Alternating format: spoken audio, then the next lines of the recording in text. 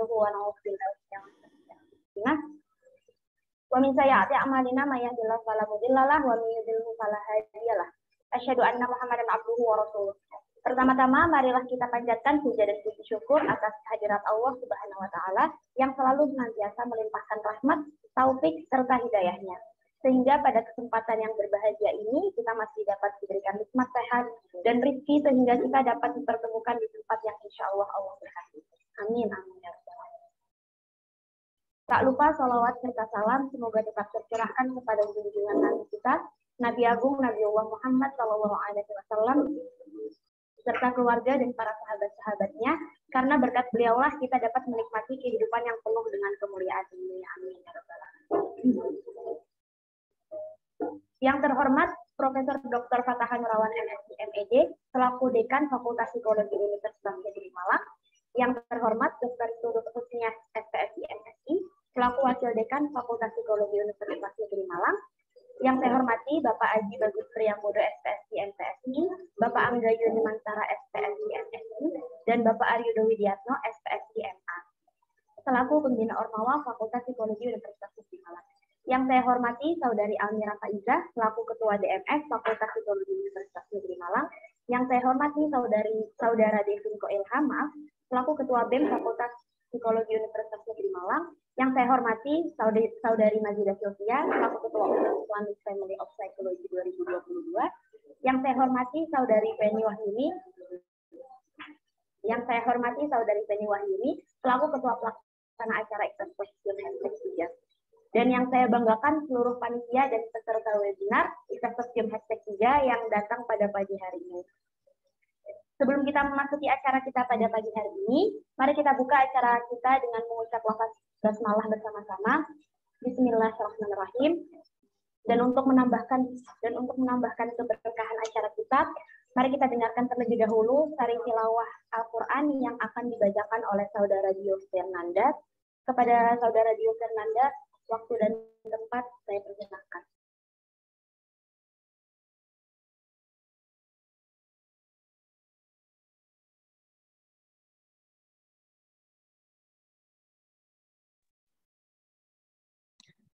Tes, apakah suara saya terdengar, MC? Terdengar. Terima kasih. Assalamualaikum warahmatullahi wabarakatuh.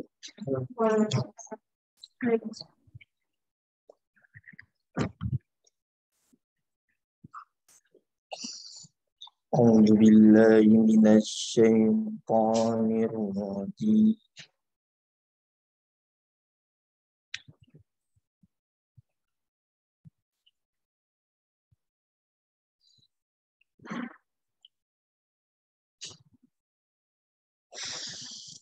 Bismillahirrahmanirrahim.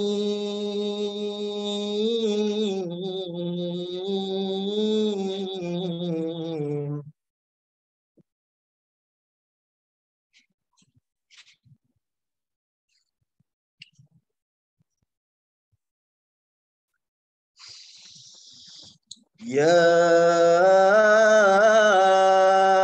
ayyuhalladzina amanu idza qila lakum tafassahu fil majalis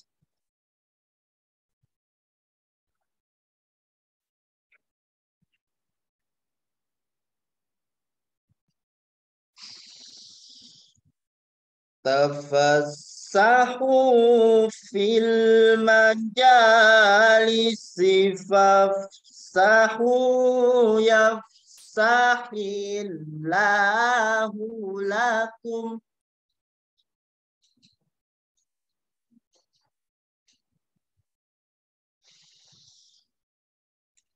wa idza qila suzu yarfa'illahu alladziina amanu minkum.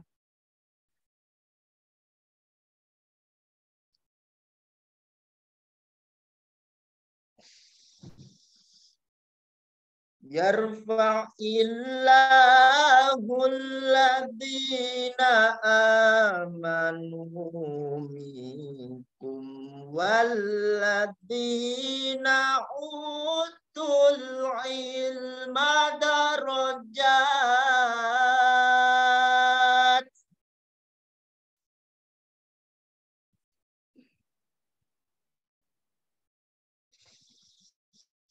Wallahu bima ta'maluna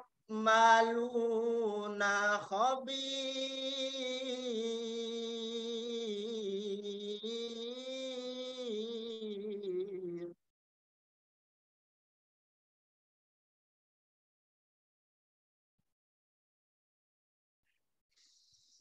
Wallahu bima ta'maluna khabir.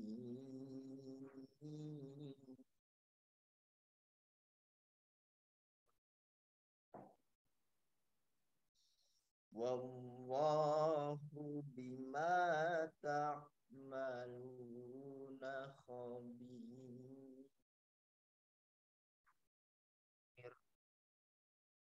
Shadaqallahul azim. Assalamualaikum warahmatullahi wabarakatuh. Waalaikumsalam warahmatullahi wabarakatuh. Shadaqallahul azim. Semoga dengan bacaan dan tilawah oleh saudara beliau bisa menambah keberkahan acara kita pada pagi hari ini. Senang sekali pada hari ini saya dapat mempersamai dalam acara Puncak Investor System Hashtag juga setelah dilaksanakannya serangkaian lomba yang insya Allah juga nanti akan diumumkan pemenangnya di penghujung acara nanti. Sebelum memulai acara, izinkan saya memperkenalkan diri. Saya Nurul Aidila, selaku moderator, akan menemani hadirin pada pagi hari ini dalam acara webinar Investor System Hashtag juga dengan tema How to Heal and Make a Deal with Trauma. Memasuki acara selanjutnya, yaitu sambutan-sambutan. Sambutan yang pertama akan disampaikan oleh Ketua Pelaksana Investor System Hashtag juga kepada Saudari Feni Wahyuni. Waktu dan tempat saya persilakan. Baik, sebelumnya apakah suara saya dapat terdengar? KMC? Ya, terdengar. Baik, bismillahirrahmanirrahim. Assalamualaikum warahmatullahi wabarakatuh.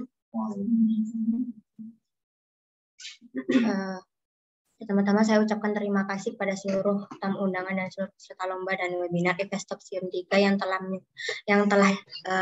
menyempatkan hadir pagi hari ini. Untuk yang terhormat Profesor Dr. Fatah Nurawan MSc MED selaku Dekan Fakultas Psikologi Universitas Negeri Malang, yang terhormat Dr. Tutut Jusnia SPC MSc selaku Wakil Dekan Fakultas Psikologi Universitas Negeri Malang, yang saya hormati Bapak Haji Bagus Priyambodo SPC MC, Bapak Angga Yunimantara SPC MC, Bapak Aryudo Widiatno SPC MA selaku Pembina Ormawa Fakultas Psikologi Universitas Negeri Malang, yang saya hormati Saudari Almira Faiz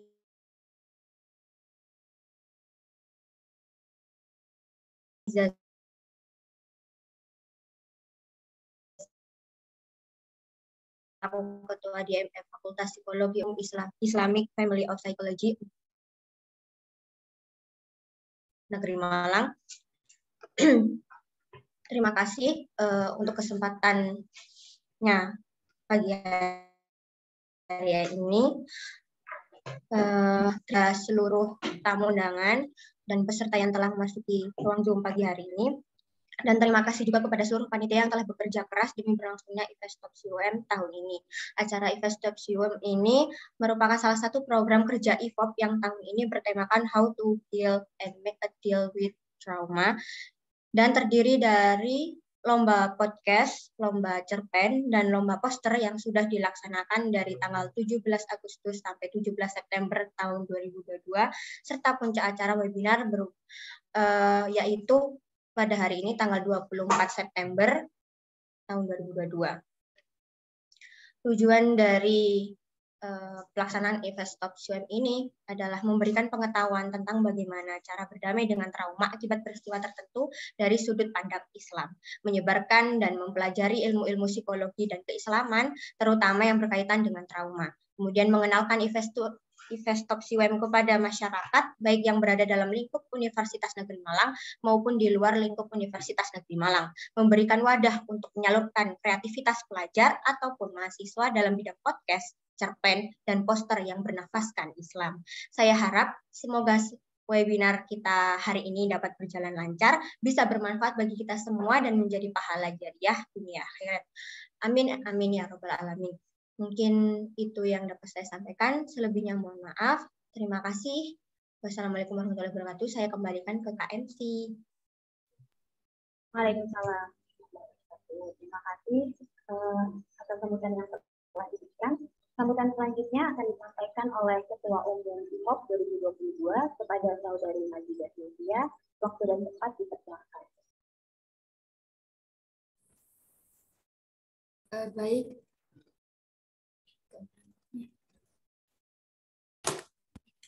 Baik, terima kasih.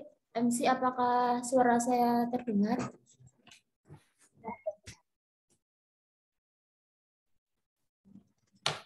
Baik, Assalamualaikum warahmatullahi wabarakatuh. Alhamdulillahirabbil alamin. Assalatu wassalamu ala asyrofil anbiya'i wal mursalin wa ala alihi wa sahbihi ajmain amma ba'du. Pertama-tama marilah kita panjatkan puji syukur kehadirat Allah Subhanahu wa taala yang telah memberi kita semua kenikmatan. Selawat serta salam kita limpahkan kepada Nabi besar kita, Nabi Muhammad SAW yang telah menuntun kita dari zaman jahiliyah menuju ke zaman yang telah berbenderang, yaitu Adinul Islam. Yang terhormat Profesor Dr. Fatah Nurawan, MSI MED, selaku Dekan Fakultas Psikologi Universitas Negeri Malang. Yang saya hormati Pembina Ormawa Fakultas Psikologi Universitas Negeri Malang. Yang terhormat Saudari Almira Faizah, selaku Ketua DMF Fakultas Psikologi Universitas Negeri Malang. Yang saya hormati Devin Ko Ilham, selaku Ketua BEM Fakultas Psikologi Universitas Negeri Malang. Dan yang saya hormati Saudari Feni Wahyuni, selaku Ketua Pelaksana event Stop Swim 3 pada hari ini.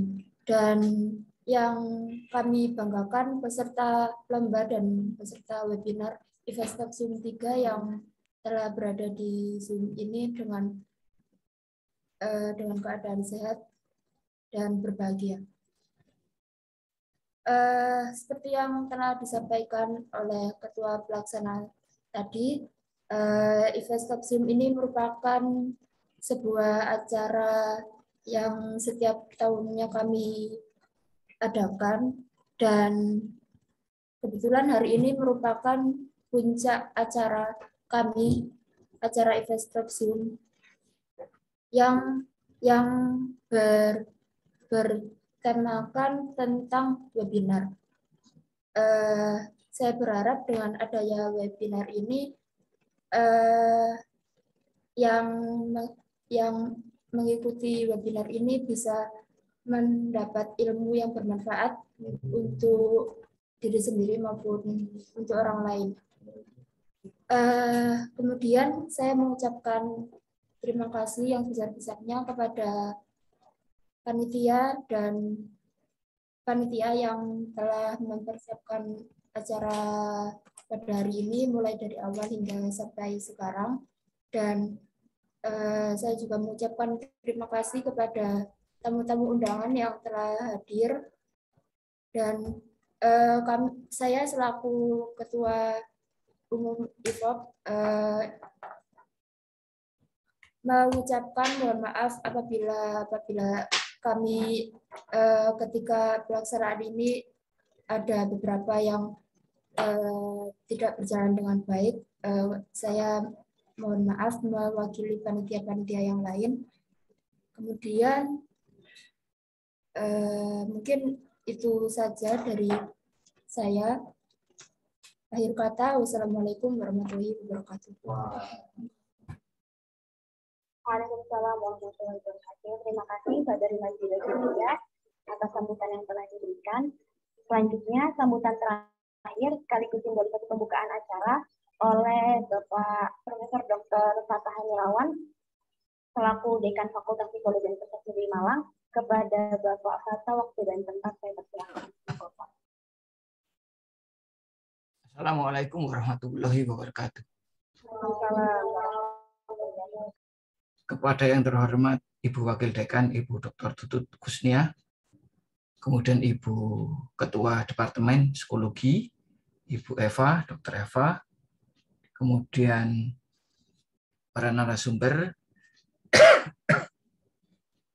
juga pada para pembina kemahasiswaan, Ormawa, dalam hal ini adalah Bapak Angga dan Bapak Yudo dan yang lain, kemudian Ketua BEM dan DMF, kemudian Ketua IFOP, dan tentu saja para panitia yang sudah mempersiapkan acara ini dengan baik. Kemudian yang lain tentu saja para partisipan di dalam acara ini.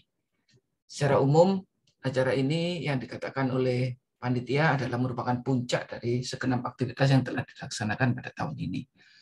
Sungguh membanggakan karena dalam hal ini kita akan membahas salah satu topik dalam psikologi yang mungkin bisa dikenal sebagai psikologi barat, tetapi bisa disebut juga sebagai topik psikologi secara umum. Nah, dalam hal ini, saudara-saudara, para partisipan akan belajar tentang bagaimana menghadapi trauma dan mengelola trauma, serta bagaimana mengalami resiliensi terhadap trauma yang dialami dari perspektif Islam. Dalam hal ini, tidak haram mempelajari trauma atau gejala psikologi dari perspektif Islam.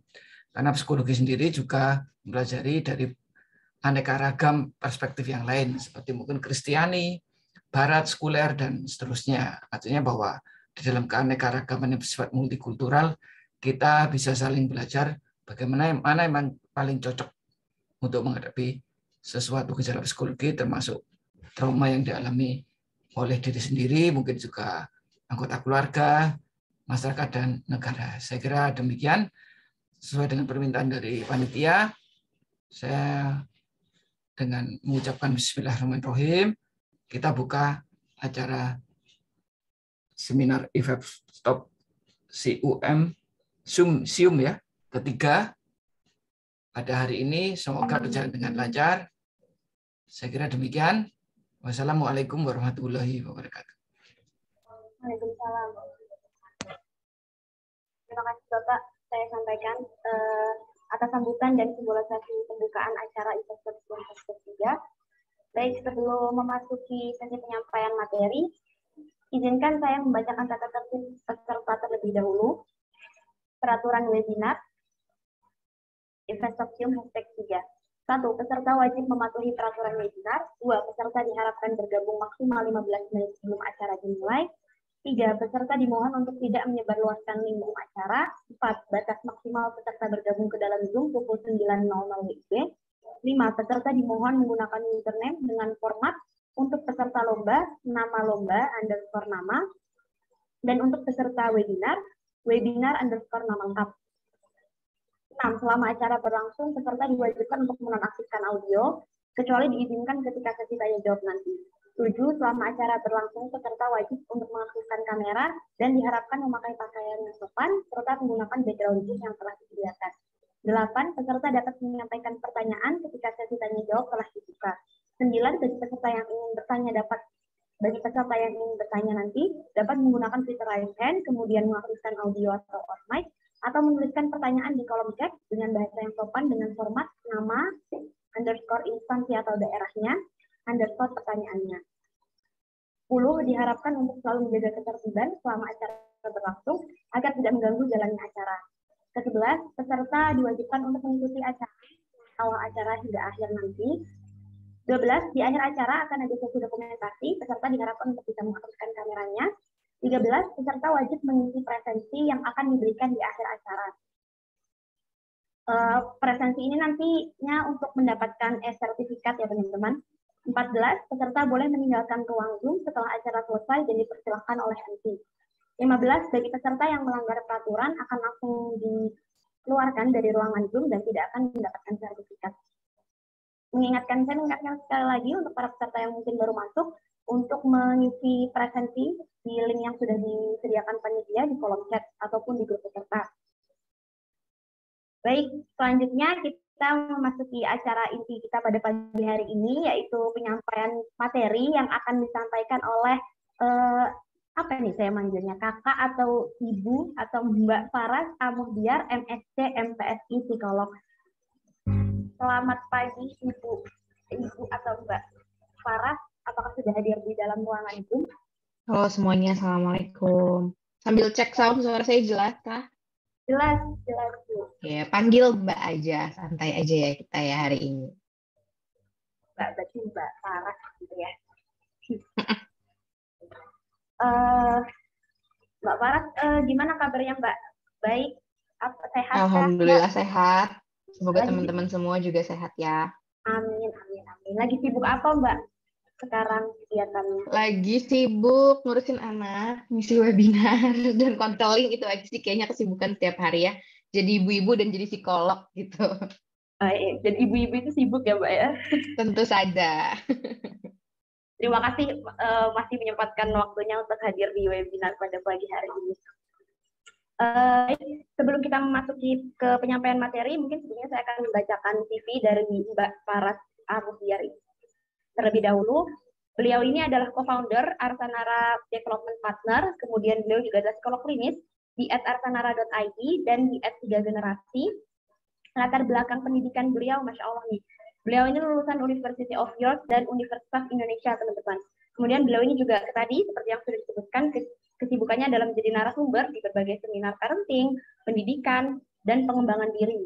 Kemudian beliau ini adalah seorang ibu, dan akun Instagram beliau mungkin teman-teman bisa follow sekarang atau setelah ini @faras, FARRAAS, bener ya Mbak ya? Betul. Betul, alhamdulillah. Baik, karena sudah dibacakan CV-nya, mungkin kepada Mbak Faras, waktu dan tempat saya persilakan. Oke, terima kasih banyak menurut perkenalannya. Assalamualaikum warahmatullahi wabarakatuh untuk semua teman-teman yang ada di sini. Terima kasih sudah menyempatkan hadir di Sabtu pagi. Kita akan belajar tentang topik yang lumayan berat sebenarnya, trauma. Dan ini sebelum mulai mungkin saya harus disclaimer yang pertama, tujuan seminar hari ini bukan untuk mendiagnosis diri sendiri atau untuk mendiagnosis teman gitu ya, atau untuk memberikan intervensi ke teman, mungkin membantunya mungkin bisa pertolongan pertama, tapi kalau intervensi yang lebih dalam tentu saja butuh latihan bertahun-tahun dulu ya, karena topik trauma itu kalau nanti teman-teman ada yang one day berpraktik sebagai psikolog, dia adalah salah satu masalah yang paling berat dan paling harus hati-hati nanganinnya kita. Jadi yang hari ini akan teman-teman pelajari tentu saja cuma previewnya aja, dasar-dasarnya, supaya punya pemahaman dasar paling tidak tentang trauma. Gitu ya. Saya belum bisa share screen ternyata. Bolehkah di-allow dulu?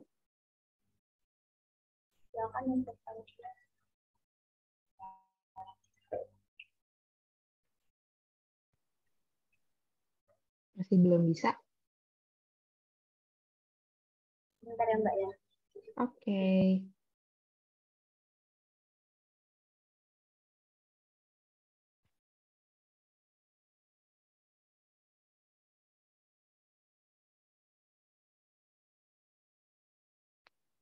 Saya share sendiri aja ya, tapi tolong dikasih aksesnya aja.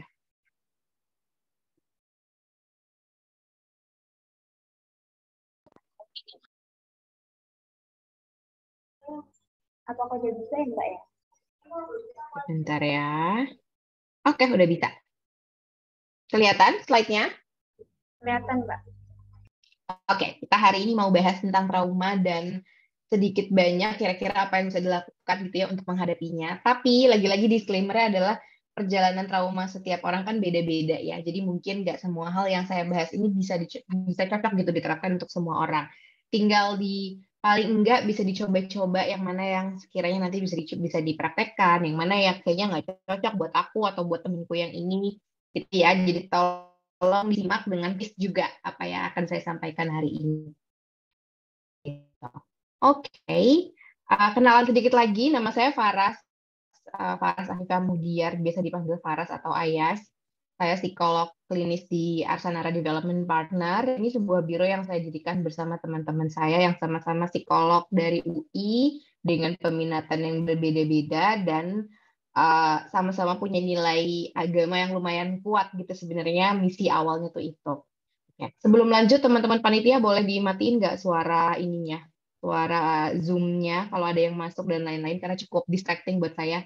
Atau saya nggak usah dijadiin co-host nggak apa-apa, tapi dibolehin share screen aja. Oke, saya lanjut ya. Hari ini kita akan bahas tentang trauma, jenis-jenisnya apa, dampaknya apa, gimana cara bangkit dari itu, dan nanti ada kesempatan buat teman-teman bertanya juga. Tapi kalau misalnya di tengah jalan, teman-teman juga mau nanya, gitu, mungkin saya lagi bahas sesuatu, kepikiran pertanyaan, nggak apa-apa di chat aja, nanti kita run through kalau sudah selesai ya. Pertama-tama sebelum mulai boleh chat menurut teman-teman trauma itu apa sih? Mungkin sering dengar ya, trauma ini, trauma itu. Trauma itu sebenarnya apa sih?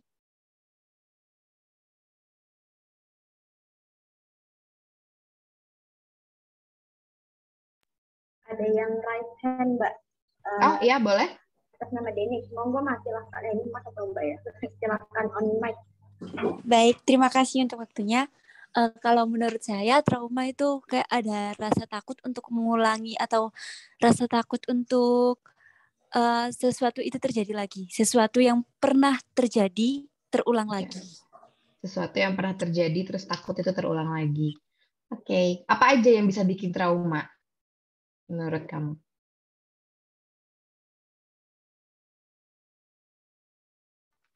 Kalau teman-teman yang lain boleh jawab juga di chat. Apa aja sih yang bisa bikin trauma? Silahkan yang udah angkat tangan. Rasa sedih mungkin. Oke. Ini banyak yang angkat tangan, boleh Zuhairiyah duluan tadi. Kayak misalnya kita melihat orang kecelakaan, terus juga misalnya kita bisa juga kayak trauma misalnya takut naik motor karena melihat orang kecelakaan tadi, karena takut kita kecelakaan gitu, Kak. Oke, jadi karena pernah melihat orang kecelakaan, jadi trauma, nggak mau naik motor lagi, misalnya gitu ya. Trauma itu kan nggak melulu tentang kita rasakan, tapi ketika kita melihat juga kita bisa trauma gitu. Oke, terima kasih jawabannya.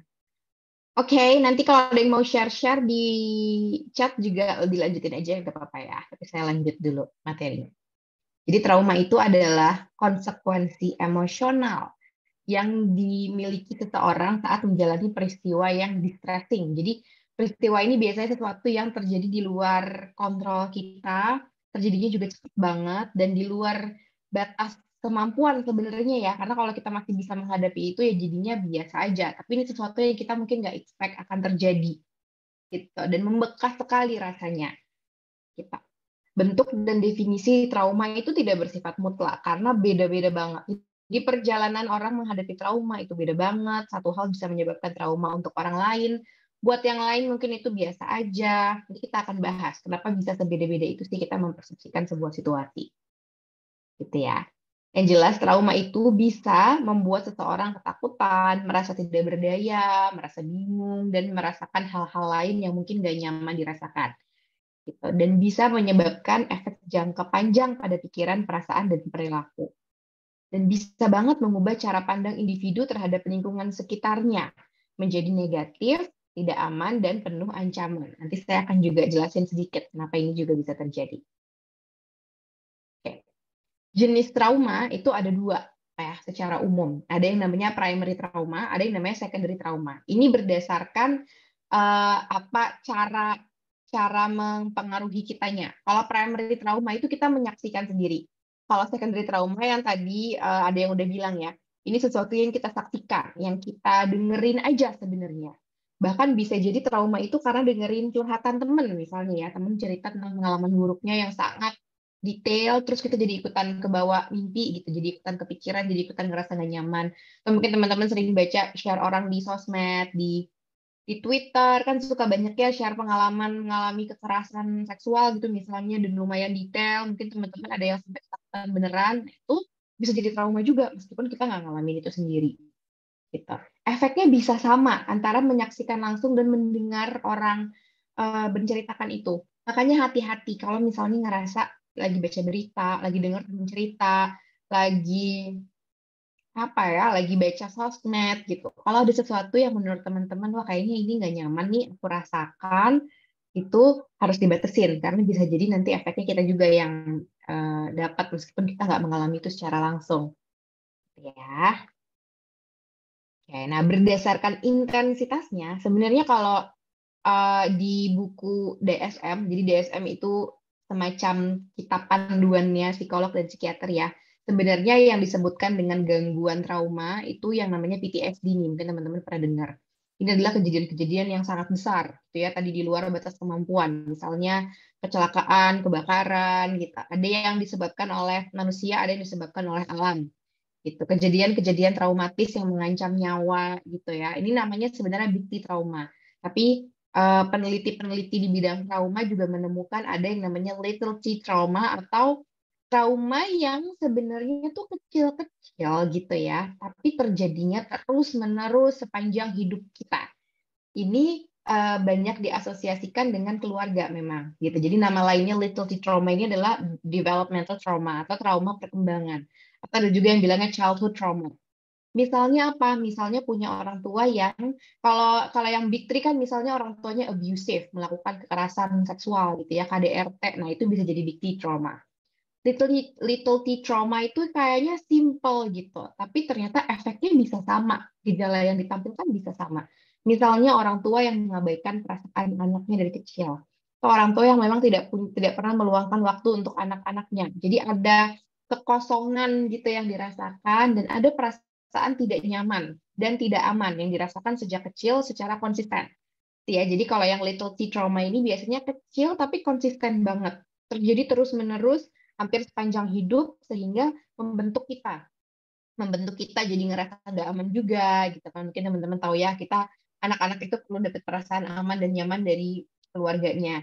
Gitu. Mungkin terlalu banyak dikritik sama keluarganya dan itu mempengaruhi aktivitas interaksi sehari-hari.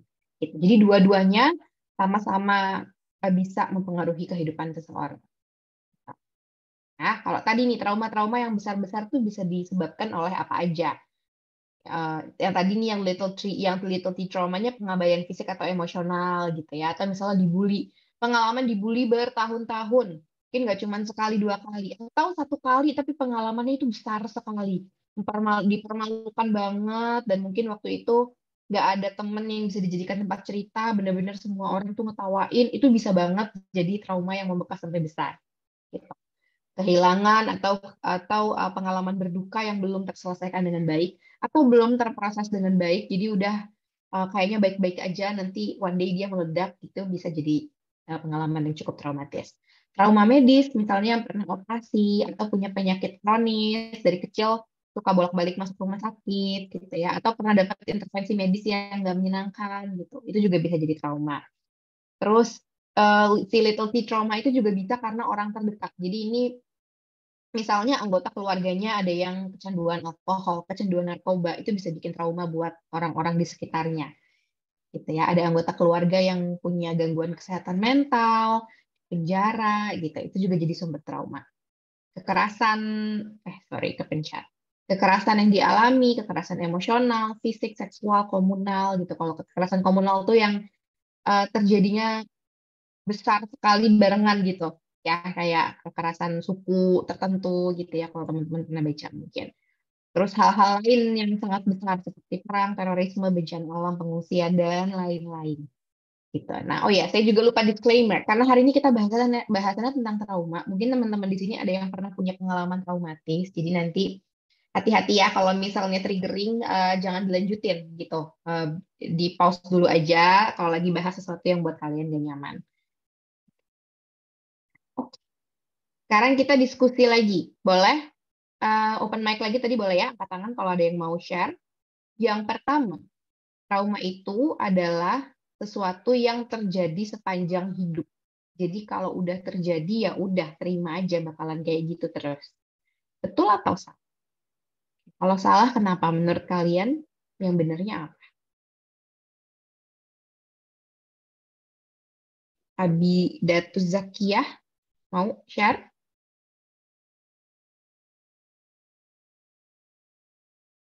Bisa disembuhkan, oke.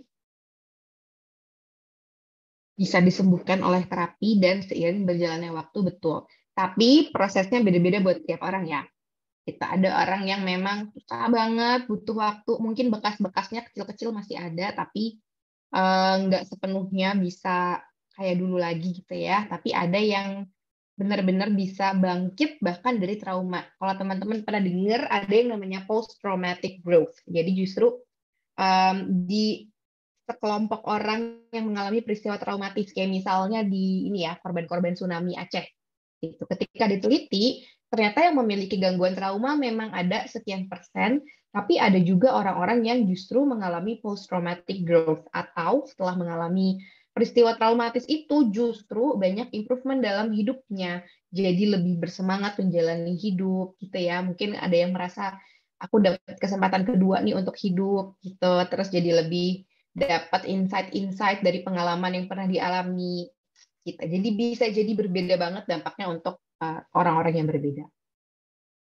Oke. Mitos atau fakta, trauma tidak hanya disebabkan oleh kejadian yang menyebabkan potensi kematian. Tadi kita udah bahas ya.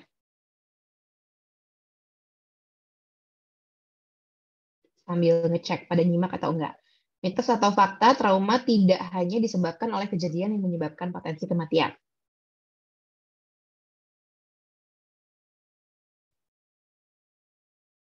Fakta, ya. Fakta ya, jadi mungkin ada yang bilang, gitu doang, masa trauma, cuma segitu doang gitu. Tapi kan tadi beda-beda, setiap orang itu punya kadar kemampuan yang beda-beda, batasnya beda-beda. Jadi tadi trauma itu kejadian yang kayaknya tuh melampaui batas kita gitu, yang wajarnya yang bisa kita lalui itu seberapa besar, nah itu nanti jadi trauma biasanya.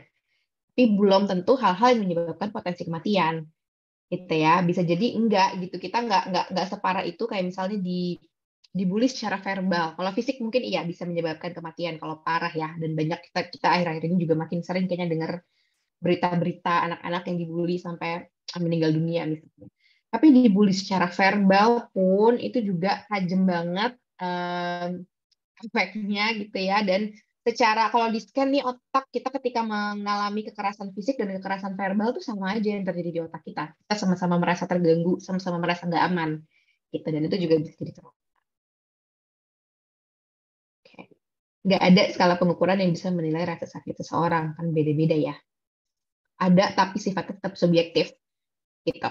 Satu pengalaman yang sama buat satu orang mungkin level traumanya 8, buat satu orang level traumanya 2, dan itu wajar-wajar aja, nggak ada yang salah dengan itu. Gitu.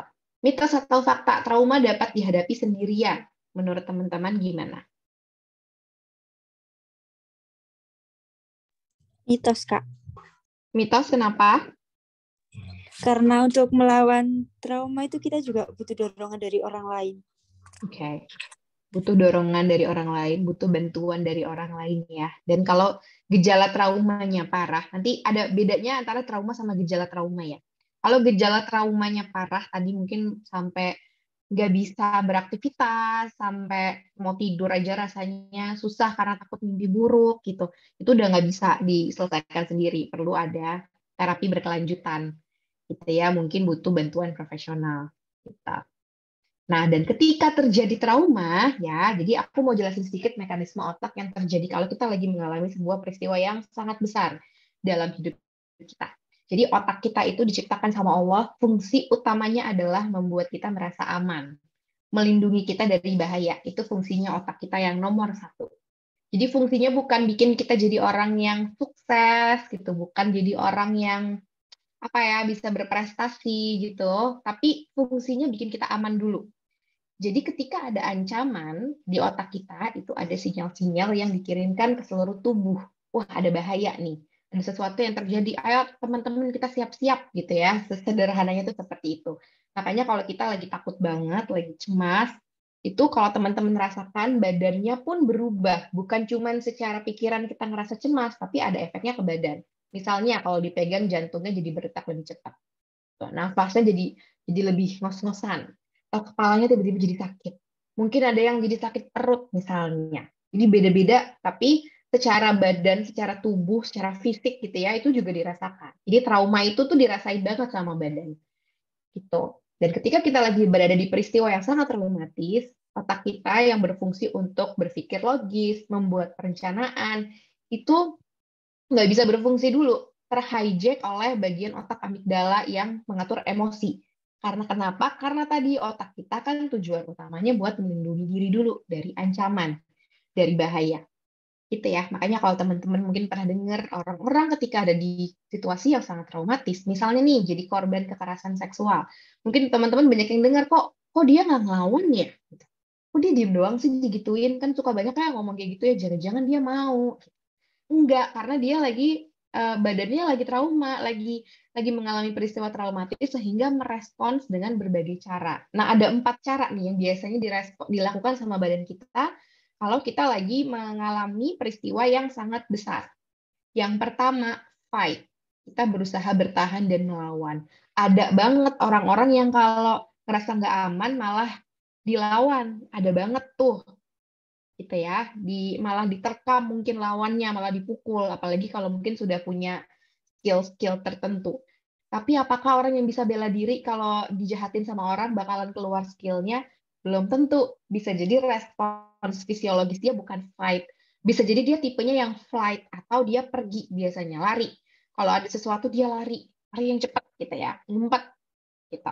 Atau freeze. Ada orang yang freeze kalau misalnya ada sesuatu yang bikin dia takut tuh dia diem doang. Diem, nggak bisa mikir, tapi ya udah diem aja gitu, nggak bisa memproses.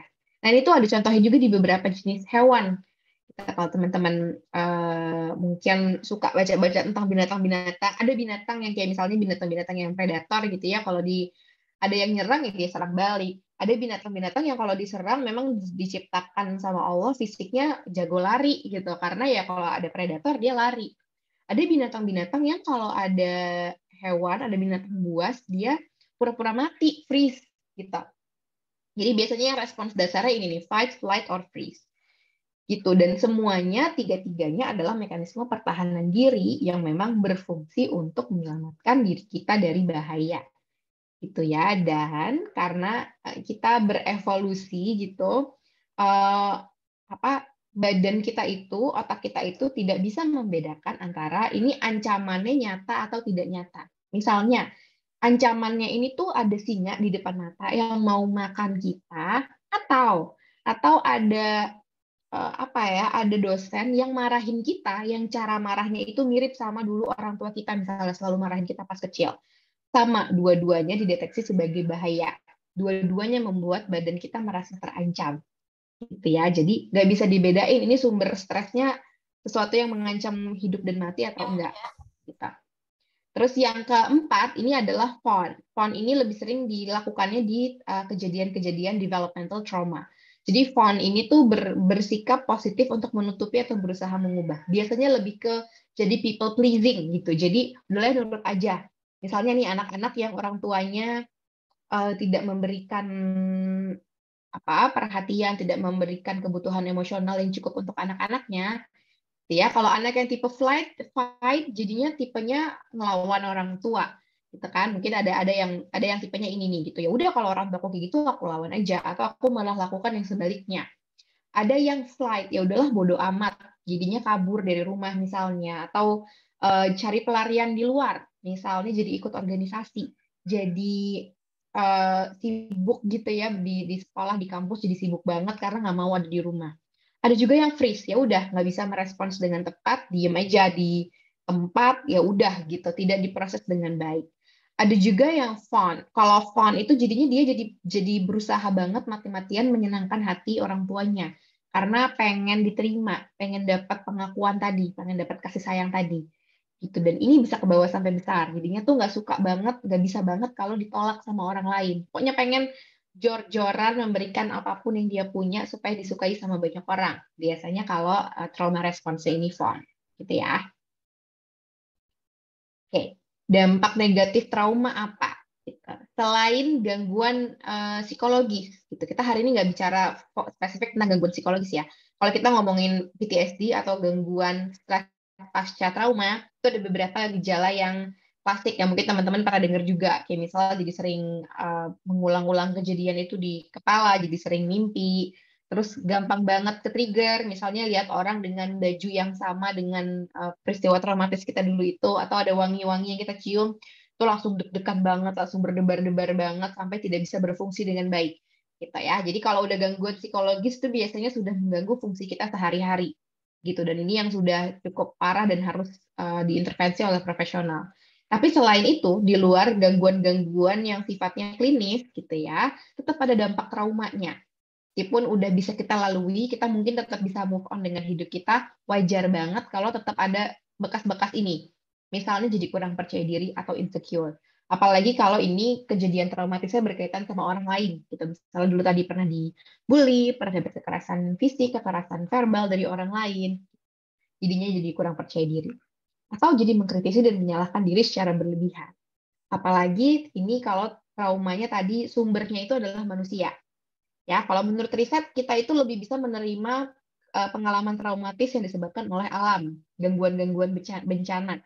Karena mungkin kita udah tahu itu benar-benar nggak ada salahnya kita gitu kan. Kalau tiba-tiba rumah kita kebanjiran, kebakaran, ada gempa bumi kan, ya udah gitu ya, itu takdir. Tapi kalau misalnya kita dapat kekerasan dari orang lain, kekerasan seksual, dicuri, dicopet mungkin barang kita, itu biasanya respons kita kan ini ya, mengevaluasi diri ya, jangan-jangan karena aku ini, jangan-jangan karena aku itu, coba kalau aku nggak kayak gitu, mungkin aku nggak digituin.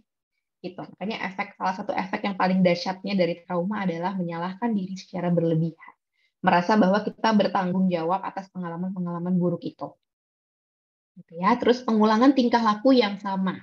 Ini sesuatu yang sering banget dilihat di misalnya nih korban-korban kekerasan seksual. Nanti malah jadi punya kebutuhan yang besar terkait itu. Atau misalnya pengalaman masa kecilnya dia dikasarin sama orang tuanya. Nanti tanpa disadari cari pasangannya mirip lagi. Gitu. Kenapa? Karena otak kita itu suka sama sesuatu yang familiar. Tanpa kita sadari. Meskipun kita tahu itu tidak baik buat kita, tapi kita pengennya tadi ya, kan pengennya merasa aman. Aman itu salah satunya kalau kita udah tahu. Jadi familiar buat kita. Tanpa kita sadari, kita ngulangin lagi tuh polanya. Gitu. Makanya perlu sadar dulu. Langkah pertamanya adalah sadar dulu apa sumber-sumber trauma kita dan yang mana yang masih rasional, yang mana yang enggak. Gitu. Terus juga kesulitan mengendalikan diri dan emosi. Karena tadi trauma itu bukan cuma mempengaruhi perasaan kita aja, tapi memang badan kita tuh ingat sama pengalaman traumatisnya. Jadi nanti misalnya ya ketemu teman yang bermaksud baik, tapi menyenggol trigger kita, gitu. Kita jadinya ngerasa gampang banget kesenggolnya. Mungkin teman itu cuma ngomong satu dua hal yang sifatnya netral, nggak maksud menyakiti kita, cuma kita jadi tertinggung karena kita punya pengalaman buruk tentang itu. Itu radar kita nyala, nih kayaknya ada bahaya, sehingga jadi gampang tersinggung, mungkin gampang marah, gampang nangis untuk stimulus-stimulus yang mungkin buat orang lain itu biasa-biasa aja. Itu salah satu dampak trauma. Tapi trauma belum tentu menyebabkan PTSD atau gangguan trauma, tergantung banget. Jadi ada yang namanya faktor-faktor protektif dan ada yang namanya faktor resiko. Faktor protektif itu adalah hal-hal yang melindungi kita dari gangguan psikologis gitu ya, yang bikin kita tuh lebih bisa bertahan. Risk factor atau faktor resiko adalah faktor-faktor yang membuat kita lebih rentan. Jadi tadi trauma itu adalah risk factor yang besar dalam hidup kita, ya khususnya di trauma-trauma masa kecil. Terus faktor biologis juga ngaruh, misalnya memang secara genetik kita lebih pencemas gitu ya, kita cenderung pencemas, orang tua kita juga pencemas misalnya. Terus level ujian hidup, kayak misalnya setelah trauma hidupnya gimana? Kan ada orang yang mungkin pernah punya pengalaman traumatis, tapi setelah itu hidupnya lempeng-lempeng aja. Ada orang yang dapat ujiannya memang bertubi-tubi, ganti-gantian aja gitu, nggak selesai-selesai. Tentu saja jadinya dia lebih rentan. Ya.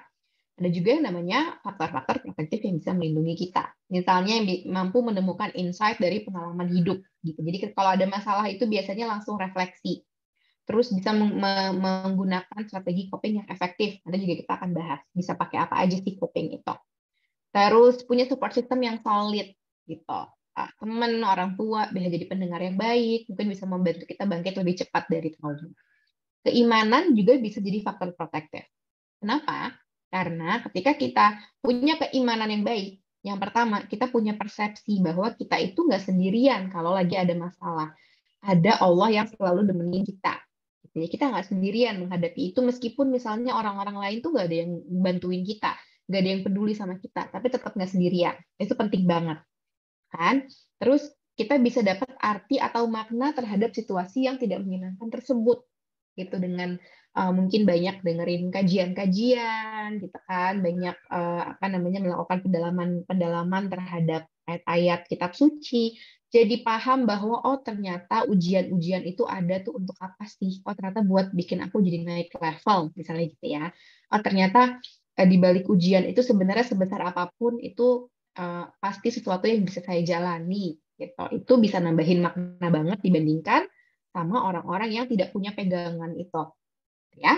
Terus ini nih, punya pegangan dan patokan dalam keadaan yang membingungkan. Kalau kita cukup religius gitu, memegang teguh ajaran agama, kita punya buku sakti tentu saja, kitab suci kita. Kalau ada apa-apa, dibalikin lagi ke situ. Tekannya, oh ternyata kalau ini tuh harusnya seperti ini. Oh aku bisa ngapain ya? Oh ternyata aku bisa sholat dan itu bikin aku tenang, gitu misalnya. Jadi kita punya pegangan, kita tahu kalau lagi ini tuh harusnya ngapain. Terus bikin kita yakin bahwa selalu ada Allah yang membantu kita dan ngasih kita kekuatan dalam kesulitan. Kita paham, kita yakin kalau bersama kesulitan itu pasti ada hal-hal yang jadi kemudahan buat kita juga. Oh aku mengalami peristiwa yang nggak enak banget, tapi ternyata di balik itu jadi kelihatan, oh ternyata aku punya support system yang solid. Gitu ya. Oh ternyata aku bisa ya melalui ini. Gitu. Kita yakin bahwa semua hal yang ditujukan buat kita dari pengalaman hidup kita itu ada maksudnya pasti, ada maksud dan tujuannya. Gitu. Kita berbaik sangka sama Allah gitu ya, bukan kayak kenapa sih aku dapat ujian besar kayak gini, Allahnya ada di mana? Bukan kayak gitu, tapi malah oh aku dikasih kayak gini tuh supaya ini ya ternyata. Ya, oh ternyata kalau aku mungkin ini teguran ya buat aku karena aku lagi lalai gitu. Beda kan perspektifnya. Nah, dan yang paling penting juga ketika kita punya nilai agama yang kuat, kita belajar untuk menyerahkan kontrol untuk hal-hal yang nggak kita kontrol, nggak bisa kita kontrol. Jadi kita belajar membedakan mana yang aku bisa lakukan, mana yang ini tuh hak prerogatifnya Allah gitu. Bukan aku yang menentukan nanti outputnya seperti apa. Kan lebih mudah biasanya untuk orang-orang yang punya nilai agama yang cukup kuat. Dari pengalamanku berpraktek juga. Itu kelihatan banget kalau ada klien-klien yang nilai religiusitasnya sangat kuat dan memang merasakan kenyamanan dari kegiatan-kegiatan beribadah, itu biasanya lebih tangguh gitu ya melewati peristiwa-peristiwa sulit. Gitu. Oke. Sekarang gimana caranya bangkit dari pengalaman traumatis? Nah, ini ada beberapa teknik coping, namanya ya stress coping. Ada emotion focus coping, atau kita mengatasi stresnya itu dengan menurunkan level emosi yang kita rasakan. Jadi melakukan apapun yang bikin kita happy, atau yang satu lagi problem focus coping, atau kita melakukan apapun yang bikin kita bisa menyelesaikan masalah itu, sumber masalahnya apa.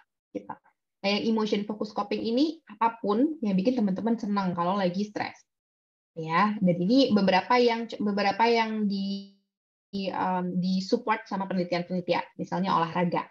Ketika kita berolahraga itu hormon-hormon yang bikin kita lebih tenang, lebih bahagia itu keluar semua. Dan khususnya nih kalau orang-orang yang mengalami trauma, banyak banget risetnya juga memang olahraga itu bisa sangat membantu. Karena badan kita ketika ngalamin stres, badan kita ikutan kaku, ikutan tegang.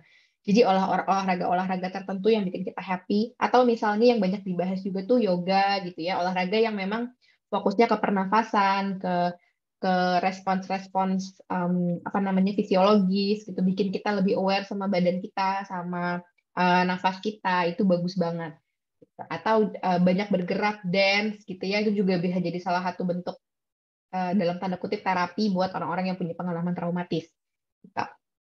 Terus punya teman atau kerabat-kerabat yang suportif, ngobrol sama temen, diterima, ya curhat, saling menyemangati, itu juga bisa jadi strategi emotion focus coping yang efektif. Kita tidur, kalau kita kurang istirahat itu kan mood kita jadi lebih gampang naik turun, lebih gampang cemas. Jadi tidur, kalau teman-teman tidurnya kurang, nggak nyampe 7 jam sehari, itu perlu ditingkatin.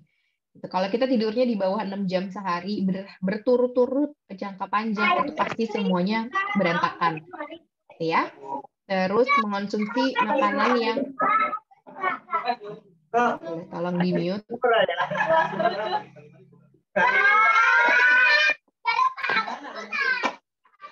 Halo teman-teman, boleh bantu di-mute? Oke, thank you. Tadi sampai tidur ya, kalau kita tidurnya di bawah 6 jam sehari, mungkin mahasiswa seringnya kayak gitu ya, banyak tugas, banyak deadline, itu pasti mood kita berantakan, badan kita pasti berantakan, jerawat-jerawat muncul. Nah, itu berarti kita perlu kasih waktu kita istirahat. Terus mengonsumsi makanan enak dan bergizi. Kalau lagi bete kan pasti pengennya yang enak-enak ya, mungkin langsung order-order makanan yang kita suka. Tapi hati-hati karena hormon-hormon kecemasan itu diproduksinya di usus kita. Jadi jangka panjangnya kalau kita makannya yang nggak sehat terus ketika kita lagi stres, itu sebenarnya nanti akan memicu stres lagi berikutnya. Gitu ya. Jadi seimbang aja, walaupun lagi pengen makanan yang nggak sehat, misalnya dibagi-bagi ke teman-teman, jadi makannya nggak terlalu banyak gitu misalnya. Gitu. Terus mencari hiburan, liburan gitu, itu boleh banget. Kalau lagi ngerasa overwhelmed atau kayak overwhelmed tuh kayaknya nggak sanggup banget gitu dengan semua hal yang sedang terjadi, mau istirahat dulu, mau jalan-jalan dulu, nggak apa-apa juga ya.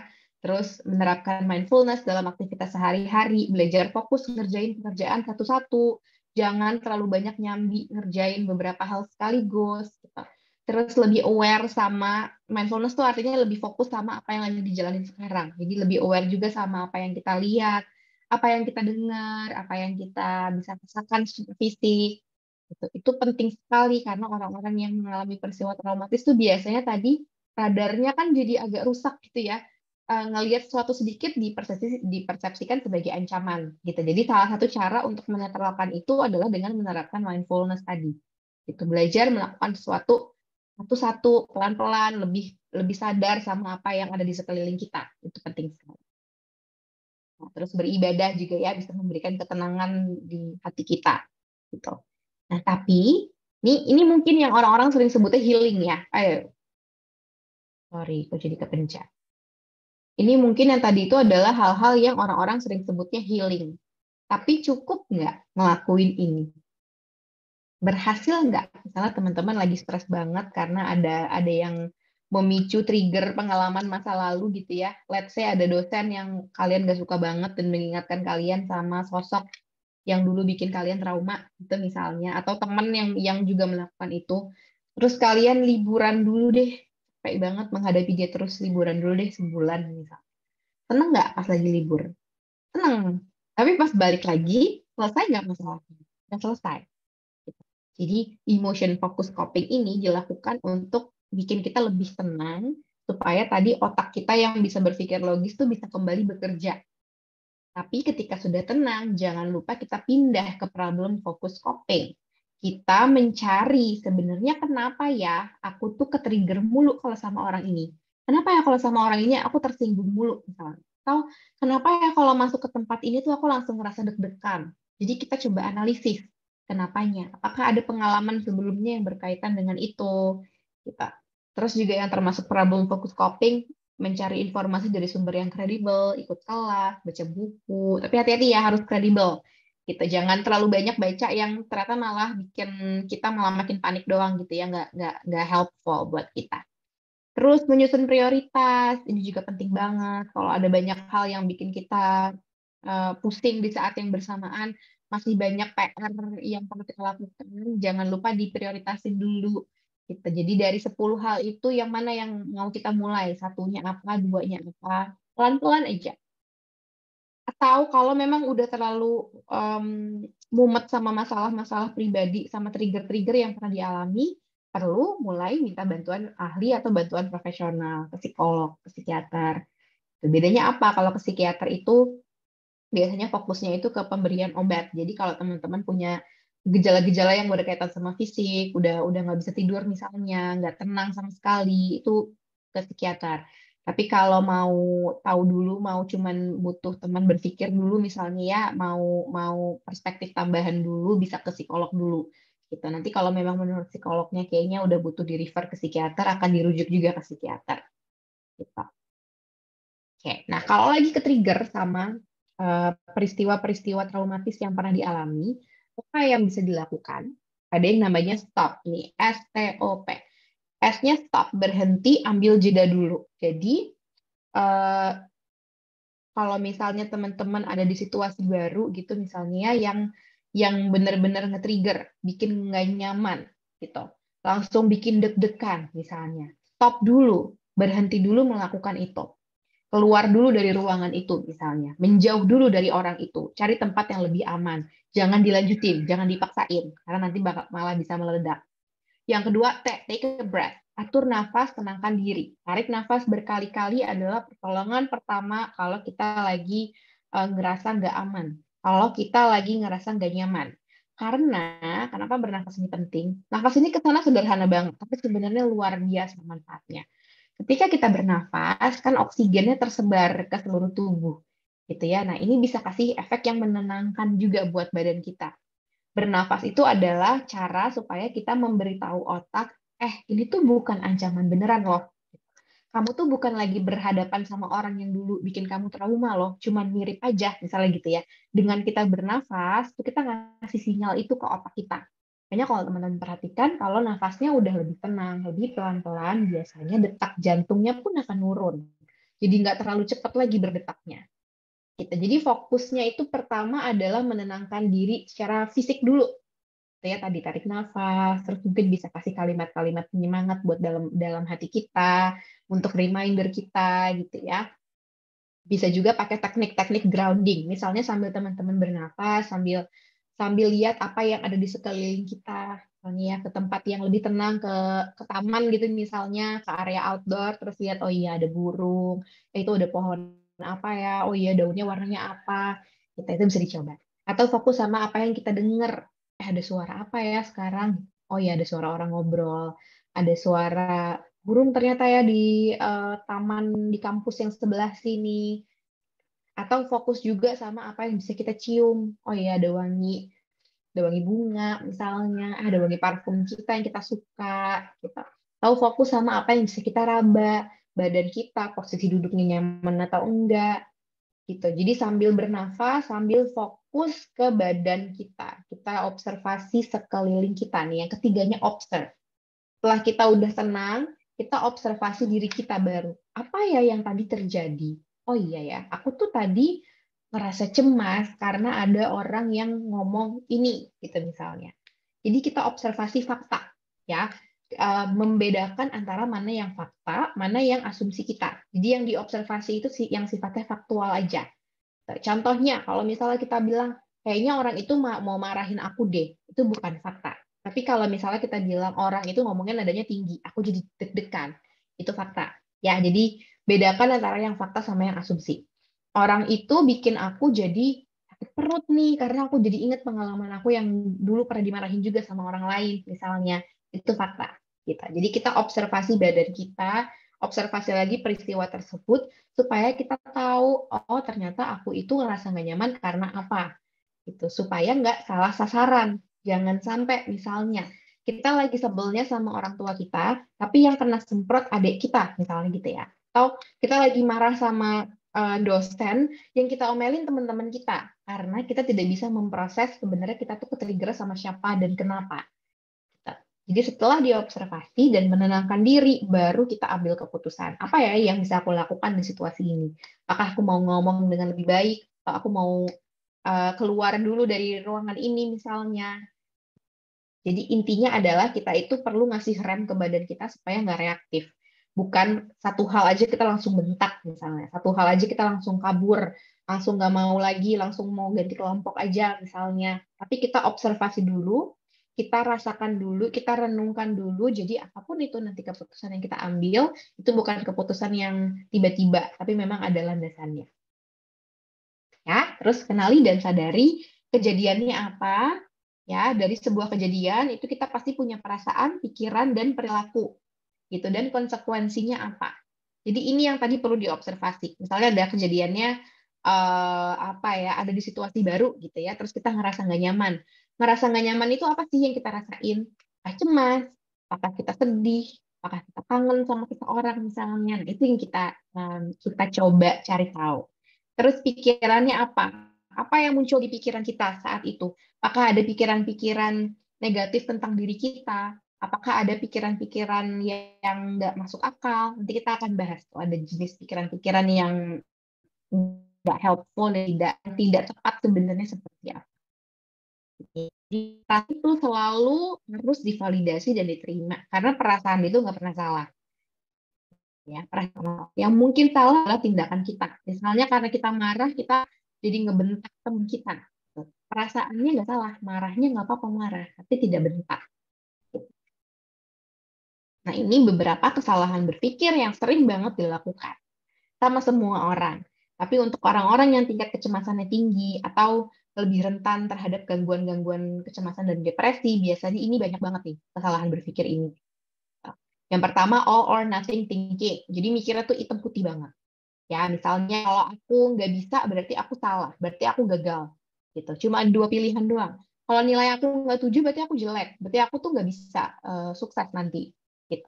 Seakan-akan hitam putih banget, padahal hampir semua hal dalam hidup kita itu adanya kan di gray area ya, adanya di yang abu-abunya itu sebenarnya. Yang kedua, overgeneralization. Jadi kita terlalu gampang menarik kesimpulan, cuman dari satu kejadian. Misalnya, karena aku pernah mengalami peristiwa yang nggak enak, ya, peristiwa traumatis itu, berarti aku itu nggak berharga, misalnya. Aku itu emang berhak dizolimi sama orang lain, gitu. Karena pernah mengalami 1 atau 2 peristiwa. Jadi, narik kesimpulannya tuh gampang banget dan seringkali salah kesimpulan yang diambil, tapi kita percayai itu. Yang ketiga, mental filtering. Jadi kita terlalu fokus sama yang negatif-negatif dalam hidup, dan kita mengabaikan yang positif. Kita terlalu fokus sama pengalaman-pengalaman buruknya aja, dan menganggap kalau kita itu malang banget hidupnya, misalnya ya, banyak banget kejadian-kejadian buruk yang pernah terjadi. Kita lupa kalau Allah itu nggak mungkin ngasih yang buruk-buruknya doang ke hambanya. Pasti ada pengalaman-pengalaman positifnya juga. Kadang-kadang kita suka lupa pengalaman positifnya apa. Personalization, menganggap semua hal yang terjadi adalah tentang kita.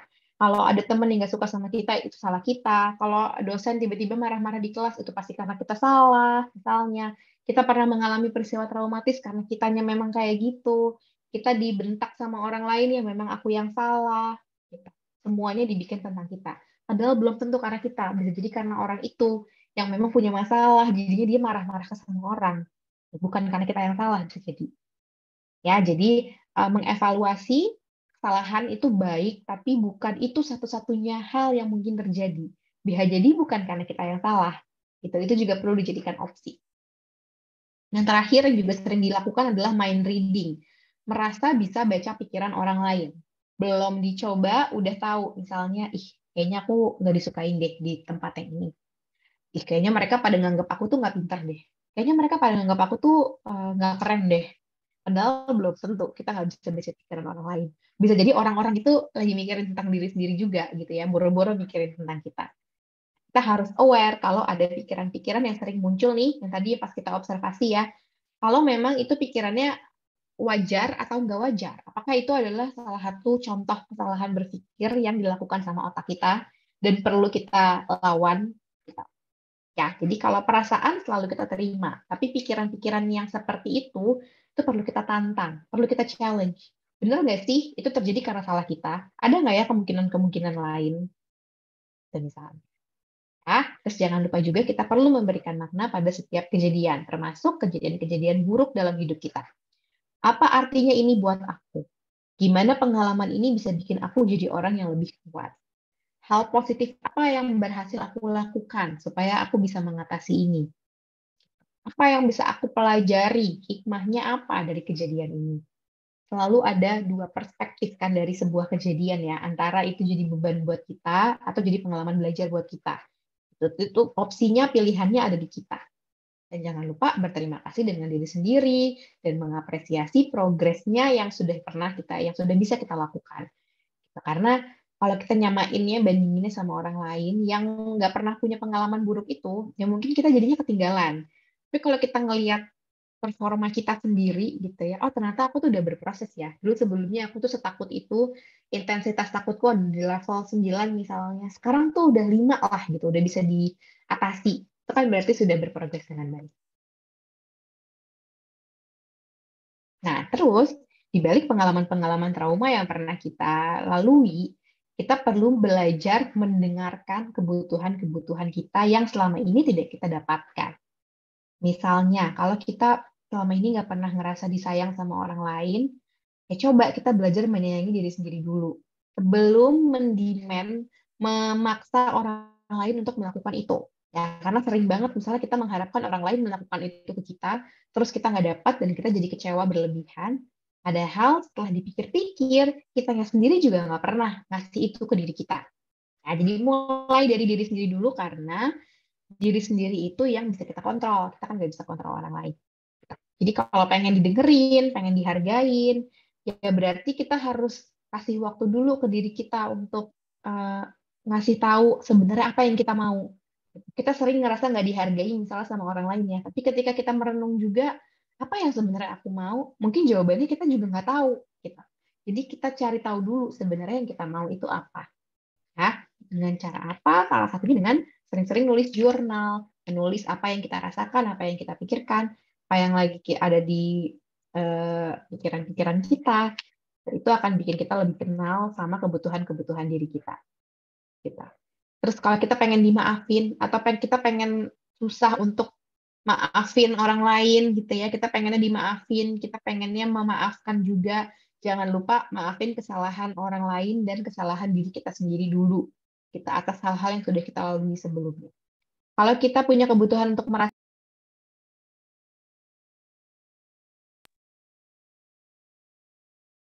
Halo? Ya, Mbak. Oke.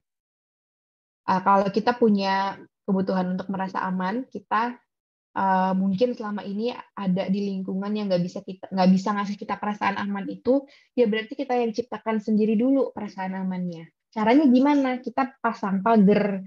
Mungkin situasi luar dari tubuh kita itu nggak aman, keluarga kita misalnya nggak bisa kasih keamanan, teman-teman terdekat kita juga nggak bisa. Kita kasih pagernya. Gitu. Kita yang bisa menentukan pagernya kita taruh di mana, siapa yang boleh masuk. Ada orang yang mungkin boleh masuknya cuma sampai depan pagar, ada orang yang boleh masuk ke pagar tapi udah sampai situ aja, ada orang yang boleh masuk sampai ke ruang tamu gitu misalnya ya. Ada orang yang boleh sampai ke kamar pribadi kita, itu kita yang tentukan dan bisa loh kita menentukan itu. Gitu. Dan memilah-milah siapa orang-orang yang boleh kita jadikan pegangan. Nggak semua orang itu harus kita turutin, nggak semua orang harus kita bahagiain. Kita boleh loh menentukan siapa yang mau kita percaya, siapa yang enggak. Terus ingat bahwa keberhargaan diri kita tidak bergantung pada pengalaman-pengalaman masa lalu kita, tidak bergantung pada kekurangan-kekurangan yang kita punya, tidak bergantung pada gimana orang lain memperlakukan dan mengatakan apa ke kita, tapi bergantungnya sama cara kita memandang dan memperlakukan diri sendiri. Orang lain tidak akan menghargai kita kalau kitanya sendiri masih lebih banyak menggunakan kalimat-kalimat negatif ke diri kita. Ya, orang lain nggak akan bisa mengapresiasi kita kalau kitanya sendiri nggak bisa mengapresiasi diri kita sendiri. Coba diperhatiin ya, nanti ke depannya setelah webinar ini teman-teman harapannya lebih aware sama kalimat-kalimat apa sih yang sering aku ucapkan ke diri sendiri. Dan apa bedanya sama kalau kita lagi ngomong sama orang-orang yang kita sayang misalnya. Yang mana yang lebih baik kalau kita lagi ngomong sama teman atau kalau kita lagi ngomong sama diri sendiri. Harusnya kita memperlakukan diri sendiri juga seperti kita memperlakukan orang-orang yang kita sayang. Itu tandanya kita sayang sama diri sendiri. Fokus sama apa yang bisa dikendalikan. Yang bisa kita kendalikan adalah hal-hal yang adanya di diri kita. Misalnya menerima perasaan kita, terus cara kita berinteraksi sama orang lain, tadi ya menerapkan boundaries atau batas aman dengan orang lain, kita bantuin orang lain mungkin untuk bikin diri kita merasa lebih baik, berkomunikasi secara asertif, belajar menyampaikan gimana caranya kalau lagi ngerasa nggak nyaman tuh cara ngomongnya gimana sih biar nggak menyinggung orang itu, tapi juga kita bisa gitu ngeluarin apa yang ada di pikiran kita. Melakukan hal-hal kecil yang bikin kita bahagia, meluangkan waktu untuk hobi, itu bisa kita kendalikan. Yang nggak bisa kita kendalikan itu adalah responsnya orang tuh seperti apa ke kita, sikap mereka seperti apa, terus ujian hidupnya seberat apa, itu bukan tugas kita tuh buat mengontrol itu. Kondisi keluarga kita, terus apa yang orang-orang post di sosmed, misalnya foto-foto yang dipost sama orang lain, itu bukan kita yang punya kuasa atas itu. Tapi kita bisa kasih filter, yang bisa kita kontrol tuh filternya. Ya, jadi kalau misalnya nih banyak teman-teman yang ngepost sesuatu yang bikin kita ke-trigger sama masalah kita atau masa lalu kita, ini di-block aja atau dibatasi gitu. Jadi follow orang-orang yang memang bikin kita ngerasa aman aja. Gitu ya. Jadi pada prinsipnya bedakan yang mana yang kendalinya di kita, yang mana yang kendalinya ada di orang lain. Terus apapun yang terjadi, hidup kita harus berjalan ke depan. Jadi jangan biarkan 1-2 pengalaman traumatis itu mendefinisikan kita sebagai keseluruhan. Gitu. Karena mungkin pengalaman itu tuh baru chapter 2 gitu. Mungkin hidup kita ada 200 chapter. Jangan sampai baru di chapter 2 teman-teman udah tutup bukunya. Udah nggak seru gitu. Belum tentu, bisa jadi nanti ada banyak plot twist ke depannya gitu kan ya kalau kita nonton film ya. Gitu. Jadi ingat-ingat lagi motivasi kita apa, rencana-rencana yang bisa kita atur apa, terus diisi aktivitasnya pada aktivitas-aktivitas yang bisa mengembangkan diri. Dan memang kalau menurut riset, salah satu hal yang bisa dilakukan, yang harus dilakukan sama orang-orang yang baru saja mengalami peristiwa traumatis adalah kembali ke rutinitas. Kayak misalnya baru korban-korban tadi ya, korban-korban tsunami, korban-korban gempa bumi. Justru yang bisa bikin mereka bangkit dari trauma adalah kalau mereka kembali lagi aja. Sebelumnya ngapain sih, kerja apa? Ya udah kerja aja, jalanin hidup. Daripada berhenti di situ, terus kan kita kalau nggak ngapa-ngapain biasanya justru lebih banyak mikirin itu ya, mikirin aduh gimana nih hidup kita, aduh gimana nih nasib kita ke depannya, aduh kok aku melalui ini sih. Itu nggak produktif, malah jadi bikin kita jalan di tempat aja. Ya, jadi sibukkan diri pada aktivitas-aktivitas pengembangan diri. Fokus sama mimpi, cita-cita, dan hal-hal yang ingin dicapai. Terus susun skala prioritas.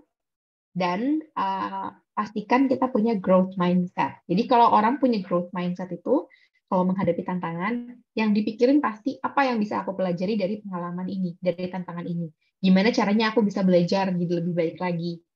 Jadi selalu ingat bahwa Allah itu menciptakan otak manusia bentuknya tuh plastis sebenarnya ya, lunak. Otak kita itu tetap terus bisa berkembang meskipun kita udah tua. Meskipun memang paling cepat itu perkembangannya di usia anak-anak dan remaja, tapi meskipun udah lewat usia remaja, udah umur 20 tahunan pun bukan berarti otaknya nggak bisa berkembang lagi. Bisa. Jadi jangan pernah terlalu cepat yakin kalau enggak lah, aku nggak bisa lah, aku kan orangnya kayak gini. Enggak, pasti bisa gitu ya. Karena pasti bisa berkembang lagi diri kita dari pengalaman-pengalaman yang pernah kita lalui. Itu. Terus konsisten aja mencapai proses. Karena mungkin nggak gampang, mungkin prosesnya tuh nggak lurus. Oh ya, akan selalu jadi lebih baik. Nggak, mungkin yang namanya kita manusia ya, kan kita manusia yang nggak sempurna, pasti naik turun gitu. Kayak mungkin keimanan kita aja kan itu juga naik turun ya. Kadang-kadang kita yakin banget, oh iya ini tuh udah rencana hidup. Kadang-kadang kita sedih, kadang-kadang kita marah. Itu nggak apa-apa, yang penting tetap dilaluin satu-satu. Gitu. One step at a time. Satu-satu aja. Hari ini mau ngapain, besok apa rencananya, apa target yang belum tercapai gitu. Pelan-pelan aja nanti akan kelihatan progresnya. Oke, kayaknya sekian dulu apa yang saya share. Silahkan kalau ada teman-teman yang mau diskusi, mau sharing pengalaman, atau mau tanya-tanya. Baik, terima kasih banyak atas penyampaian materi yang sangat luar biasa ya teman-teman. Mungkin kita langsung masuk aja ke sesi tanya jawab dan diskusi. Buat teman-teman peserta yang mau tanya, atau menanggapi atau menyampaikan diskusi, boleh lewat kolom chat sesuai dengan format yang tadi sudah dijelaskan, ataupun boleh langsung raise hand nih, kemudian on mic. Oke, Rizky, Mas Rizky. Monggo Mas, boleh langsung on mic. Baik, bismillahirrahmanirrahim. Assalamualaikum warahmatullahi wabarakatuh. Perkenalkan nama saya Muhammad Rizky dari Universitas Lambung Mangkurat Kota Banjarmasin. Jadi adapun topik yang ingin saya tanyakan kepada pemateri yaitu bagaimana cara survive di tengah rasa sakit yang datang secara tiba-tiba. Misalnya gini, saya dikecewakan karena ditipu rekan bisnis pada 2020 lalu dan sekarang terjadi kembali ketika 2022 ini. Atau misalnya kayak contoh lainnya hubungan cinta yang gagal, atau contoh-contoh lainnya tentang dikecewakan berkali-kali. Pas dikecewakan itu kan beberapa orang ada yang sakit jantung, sakit kepala, pusing, stres, dan gangguan lainnya. Jadi bagaimana cara untuk survive atau bertahan di tengah rasa sakit? Atau justru gimana cara untuk membelok rasa sakit itu? Ya, mungkin itu saja yang saya tanyakan. Sekian, terima kasih. Wassalamualaikum warahmatullahi wabarakatuh. Waalaikumsalam warahmatullahi. Tadi ya, pertolongan pertama kalau kita lagi ngerasa, aduh, cemas banget sampai misalnya deg-degan, sampai susah nafas, itu adalah bernafas dan grounding. Tadi ya, cari tempat yang aman, tarik nafas berkali-kali, terus tadi bisa fokus memperhatikan apa yang sedang kita lihat sekarang, apa yang lagi kita dengar gitu. Kalau misalnya ke-trigger sama omongan orang, cari suara-suara lain. Gitu. Itu percaya, nggak percaya ya, mungkin teman-teman ngerasa itu simple banget. Tapi kalau benar-benar dilakukan, saya sendiri juga ngalamin banget, itu ngurangin banget kecemasan. Gitu. Dan nafas itu ya teman-teman, luar biasanya adalah, bahkan kalau nanti, ini kan mungkin masih pada mahasiswa ya, tapi nanti buat teman-teman perempuan tuh kalau hamil lagi persiapan melahirkan, pasti diajarin teknik bernafas sama bidannya. Kenapa? Karena nafas itu bahkan bisa ngurangin rasa sakit kalau lagi melahirkan. Gitu. Jadi nafas itu powerful banget. Kita harus percaya kalau itu bisa bikin kita lebih tenang.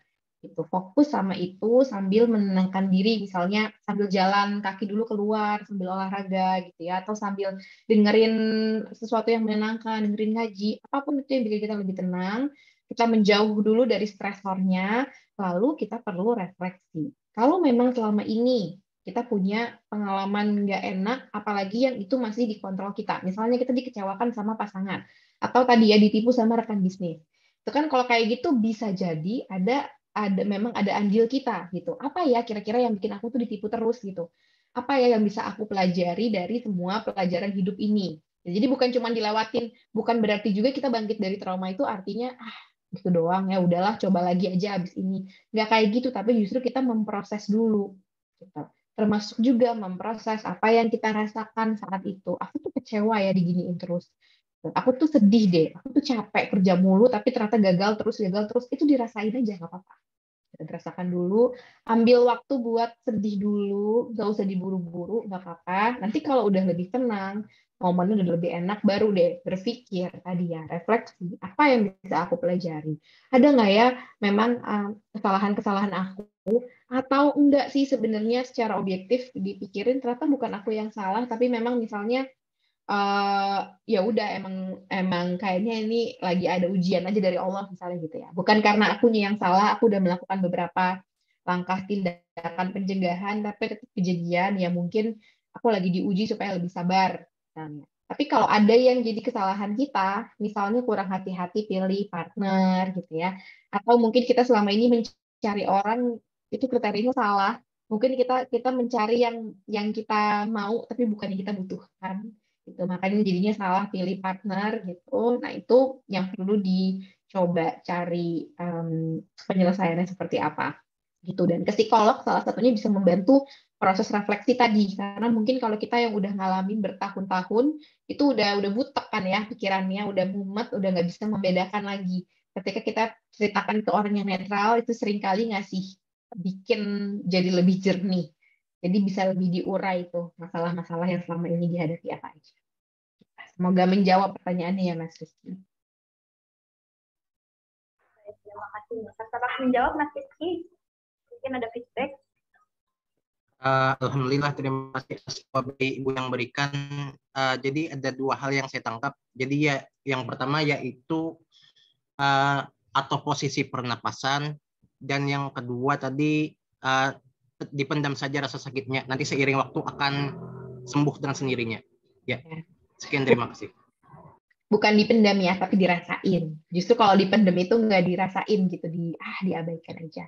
Nah, ini buat para laki-laki perlu lebih ekstra mungkin belajarnya, karena mungkin selama ini kan yang diajarin di lingkungan nggak kayak gitu ya. Kalau lagi sedih itu nggak boleh sedih, nggak boleh nangis, nggak boleh talkingnya, nggak apa banget dirasain rasanya gitu.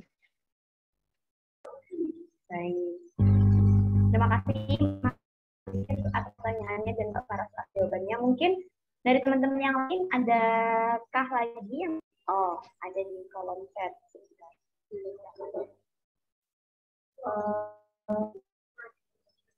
Penny, nama Penny bertanya, sebelumnya pada Sarah, Penny yang sangat insightful sekali. Saya bertanya terkait apa yang bisa kita lakukan sebagai teman ketika teman kita trigger, bagaimana kita bisa berbicara. Ini mirip juga ya sama di Emir, jadi aku jawab sekalian aja.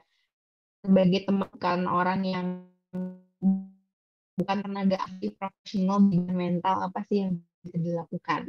Yang pertama memang temennya state-nya lagi cemas banget, lagi panik banget, memang sama diingetin untuk ngatur kayak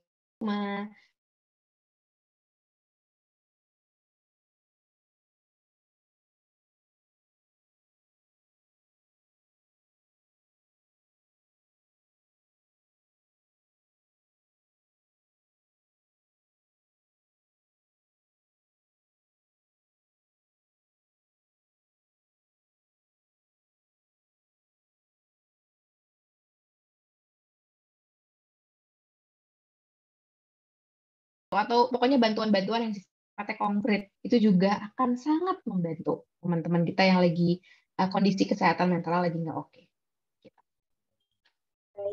Apakah ada feedback dari Mbak Penny dan Mas Emir mungkin atas jawabannya yang harap?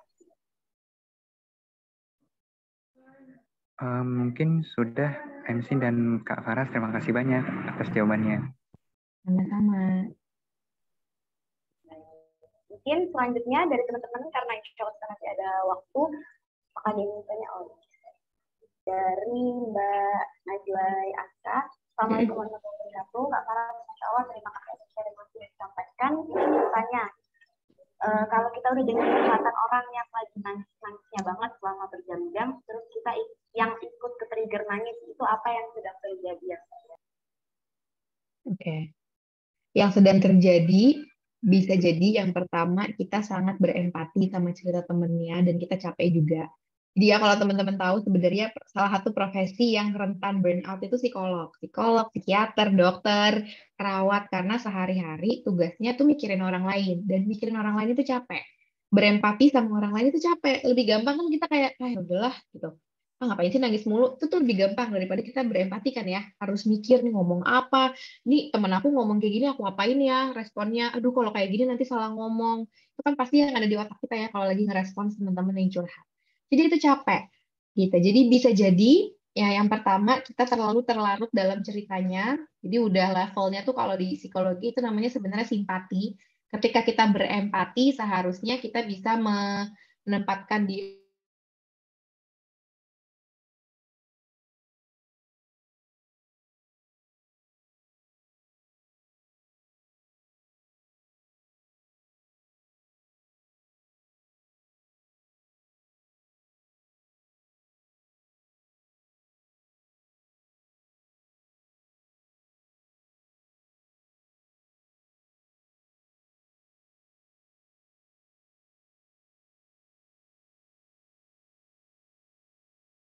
masih ada nih teman-teman waktunya, mungkin masih ada yang mau tanya lagi. Mumpung nih masih ada nih Mbak Farasnya. Saya ada pertanyaan Mbak. Boleh tanya nggak Mbak? Boleh dong. Ini kalau tadi kan di selainnya kan ada yang salah satu dampaknya kalau saya itu bisa jadi PTSD gitu ya Mbak ya, trauma. Kalau panic attack itu gimana ya Mbak? Itu sebenarnya secara ilmiah memang benar ada atau enggak? Saya sendiri sih merasa pernah ngalamin, dan maksudnya itu apakah memang ke-trigger karena trauma tertentu atau ya random aja gitu Mbak, semua orang bisa ngerasain itu sih Mbak. Ya. Panic attack beneran ada ya, dan memang secara kasat mata itu bahkan bisa kayak gangguan jantung, dan bahkan bisa sampai mempengaruhi kondisi fisik gitu, kayak orang yang bener-bener punya kayak orang bener-bener punya gangguan jantung tapi pasti cek pakai EKG enggak, ternyata aman-aman aja ya. Dan jadi secara medis itu beneran bisa terjadi. Biasanya kalau kita terlalu overwhelmed dengan semua stimulus yang lagi kita gitu. Jadi mungkin kita banyak pikiran di otak kita, terus misalnya kita masuk ke tempat yang berisik banget, terang banget, terus banyak orang teriak-teriak misalnya, terus banyak orang yang punya demand dari kita. Misalnya dosennya yang bilang apa, cepet-cepetan ngumpulin, terus kamu lagi WFH di rumah misalnya, lagi kerja di rumah, terus harus cepet-cepet ngumpulin tugas, terus ada teman organisasi juga kontak kamu misalnya, terus orang tua kamu nyuruh kamu keluar kamar karena dari tadi di kamar mulu gitu, itu bisa bikin panic attack. Atau trigger-trigger yang memang sifatnya traumatis gitu ya untuk sebagian orang. Misalnya tadi ada di situasi tiba-tiba ngelihat orang yang sosoknya pernah mirip sama orang yang dulu pernah melakukan kekerasan ke kita, misalnya gitu. Jadi panic attack itu biasanya ada nafasnya, ada bingung banget mau ngapain, kayak jadi kaku gitu. Nah, pertolongan pertamanya panic attack itu tadi nafas sama grounding. Grounding, inget-inget lagi, oh ternyata aku tuh lagi ada di kelas, aku bisa dengar suara lain misalnya, oke, tarik nafas berkali-kali, aku nggak apa-apa, aku cuman lagi harus ngerjain ini aja satu-satu, nggak apa-apa, pelan-pelan, kayak gitu tuh. Nah, cuma kalau kita lagi stres banget, kadang-kadang kita lupa buat ngelakuin itu. Nah, inilah perannya teman-teman ya, untuk saling ngingetin, nenangin temennya. Mungkin kalau temennya lagi kayak gitu dipeluk dulu, atau tadi diingetin buat bernafas, di di tap-tap gitu badannya supaya dia sadar dulu, dielus-elus. Nah, itu mungkin bisa membantu supaya jadi lebih tenang. Terima kasih jawab sekali Mbak. Terima kasih. Mungkin ada lagi teman-teman yang ingin bertanya. Ini ada pertanyaan yang masuk private chat ke saya. Pertanyaannya kan sekarang lagi marak banget Mbak tentang insecurity terkait fisik. Nah, mungkin nggak sih Mbak, insecurity ini muncul karena kita melihat kejadian-kejadian di media, baik film ataupun sosial media. Sehingga insecurity ini muncul pada diri kita. Jika iya, bagaimana cara menanggulanginya Mbak? Oke, biasanya insecurity itu kan perasaan tidak aman ya terhadap diri sendiri. Biasanya memang kita seringkali terjadi kalau kita lagi bandingin kita sama orang lain. Jadi mungkin kita kalau kita nggak bandingin sama siapa-siapa ya, sebenarnya kita tuh mungkin hidupnya tenang-tenang aja gitu ya, tinggal dijalanin. Tapi ketika misalnya ngelihat, ih temen aku yang itu ikut konferensi keren banget ke luar negeri, kok aku cuma gini-gini doang. Ih temen aku yang itu udah lulus, ih temen aku yang itu kerjaannya udah kerja loh, kerja sampingan. Temen aku yang ini udah punya pasangan, udah mau nikah. Wah itu tuh yang biasanya bikin kita insecure kan, ketika kita membandingkan diri sama orang lain. Dan sekarang di era yang penuh dengan kemudahan informasi seperti sekarang nih, kita bandingin dirinya kadang-kadang bukan sama orang yang setara sama kita. Nah, kalau zaman dulu, kenapa mungkin bisa lebih santai hidupnya orang-orang? Karena ya bandingin dirinya sama orang-orang yang sekampung, sekota, ya kan, bandingin paling sama anak tetangga gitu, sama teman-teman sekelas aja. Kalau sekarang kita bisa bandingin diri kita sama anak yang dari kecil misalnya udah dilesin bahasa Inggris sama orang tuanya, atau dari kecil emang tinggalnya di luar negeri. Terus kita bandingin kenapa bahasa Inggris kita jelek banget, bahasa Inggris dia bagus banget. Ya udah pasti beda. Gitu ya. Jadi salah satu mencegahnya insecurity itu adalah dengan ingat-ingat kelebihan kita apa, dan fokus bandingin diri kita sama progres yang sudah kita lalui selama ini. Bukan fokus bandingin kita sama orang lain. Gitu. Apalagi orang-orang yang gak sepadan sama kita. Kalaupun pengen bandingin diri sama orang lain, cari orang yang memang apple to apple buat dibandingin gitu. Misalnya umurnya sama. Ya, umurnya sama, terus mungkin latar belakang ekonominya mirip-mirip, pendidikannya juga mirip-mirip. Bolehlah sekali-sekali misalnya kita buat memicu diri, ngecek gitu ya, oh ya dia udah selesai kok aku belum ya, buat refleksi. gitu. Tapi bukan untuk ngejelek-jelekin diri yang mana malah bikin kita jadi nggak produktif. Kan seringnya gitu ya, kita banyakan yang dipikirin tapi malah kita jadi nggak maju-maju gitu. Jadi insecurity-nya itu udah nggak produktif lagi, malah bikin kita jadi jalan di tempat aja atau malah mundur. Itu yang nggak sehat. Coba menjawab pertanyaan yang tadi disampaikan.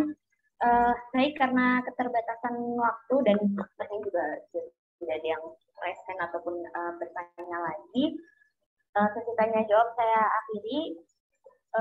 Jika mungkin ada yang mau ditanyakan lebih lanjut kami, tadi saya sudah memberikan ini ya Instagramnya Mbak Farah. Silahkan mungkin bisa di follow di sini barangkali ingin ada yang ditanyakan. Terima kasih kepada seluruh peserta yang sudah bertanya dan terima kasih banyak kepada Mbak Farah saya sampaikan atas jawabannya. Sebelum kita masuk ke closing statement, mungkin saya akan membacakan sedikit kesimpulan materi mengenai materi hari ini, yaitu healing from trauma. Trauma ini adalah konsekuensi emosional yang dapat dimiliki seseorang saat menjalani peristiwa yang mungkin sulit atau berat buat dia. Trauma ini nanti dibagi dua, ada yang primary trauma atau yang kita alami sendiri, ada yang secondary trauma yang menyaksikan pengalaman orang lain. Berdasarkan intensitasnya juga trauma ini dibagi menjadi dua, big T trauma atau dan little T trauma. Selanjutnya ada penyebab-penyebab nih, penyebab trauma menurut Mbak Farah, yaitu pengabaian, kecemasan emosional, kemudian trauma medis, kemudian akibat dari orang terdekat, kemudian kehilangan, bullying, kekerasan, atau penyebab-penyebab seperti perang, terorisme, bencana alam, dan lain-lain. Kemudian dampak negatif dari trauma ini ada insecure, kemudian ada kesulitan mengendalikan emosi dan mengendalikan diri dan emosi, kemudian jadi mengkritisi dan menyalahkan diri secara berlebihan, hingga dampak-dampak seperti gangguan PTSD atau depresi mayor. Secara ini otak kita ini merespon peristiwa traumatis itu ada 4 F, yaitu fight, flight, freeze, dan fawn. Kemudian religiusitas sebagai faktor protektif, yaitu sebagai keyakinan bahwa kita akan mendapatkan bantuan dari Tuhan atau dari Allah, kemudian kita tidak merasa sendiri, kemudian mencari arti atau makna terhadap situasi yang mungkin nggak menyenangkan buat kita, kemudian membuat kita punya pegangan atau patokan dalam keadaan yang mungkin membingungkan. Kemudian selanjutnya ada strategi coping dalam menghadapi trauma, ada emotional focus dan ada problem focus coping.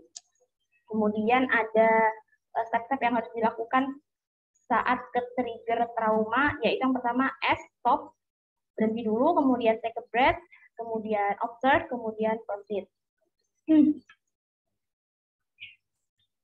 Kemudian yang terakhir ada, ayo kita bergerak maju nih, pertama dengan mengembangkan motivasi dan tujuan, kemudian membuat rencana lagi secara jangka panjang, kemudian menyibukkan diri dengan kegiatan yang bisa dapat mengembangkan diri, kemudian ada fokus pada mimpi yang dan cita-cita yang ingin dicapai, kemudian menyusun skala prioritas, dan terakhir growth mindset dalam menghadapi tantangan-tantangan.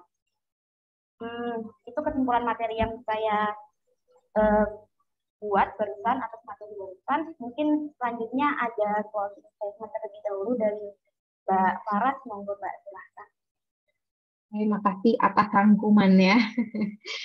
Mungkin terakhir cuman mau menyemangatkan lagi aja kalau teman-teman memang punya pengalaman traumatis gitu ya, jangan jadikan itu tadi cara mendefinisikan diri kita, karena nggak semuanya itu nggak melulu gitu ya. Kalau kita punya pengalaman traumatis itu pasti ada impact besar dari hidup kita. Misalnya mungkin punya pengalaman trauma dengan keluarga kita, belum tentu nanti kita akan kesulitan menjadi orang tua yang baik misalnya. Belum tentu banget, semuanya tergantung cara kita menyikapinya, tergantung social support juga.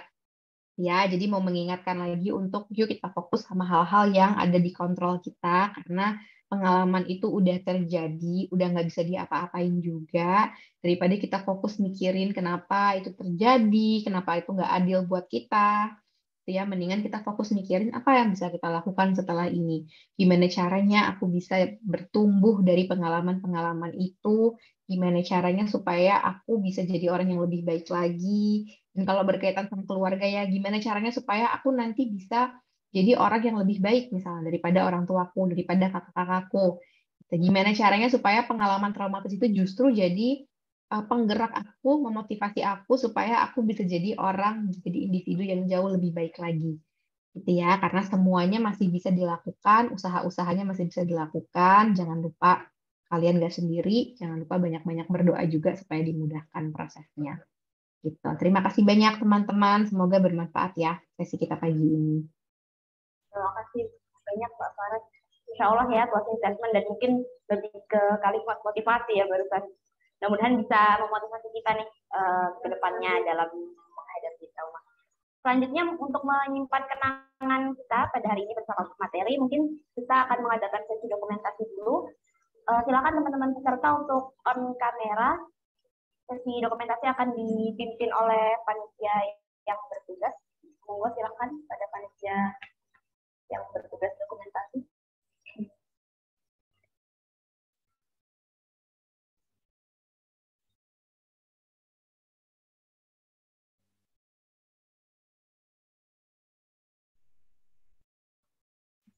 Belum terdengar suaranya.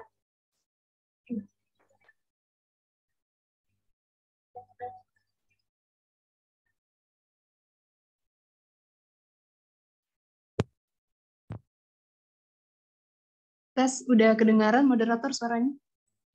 Sudah. Oke.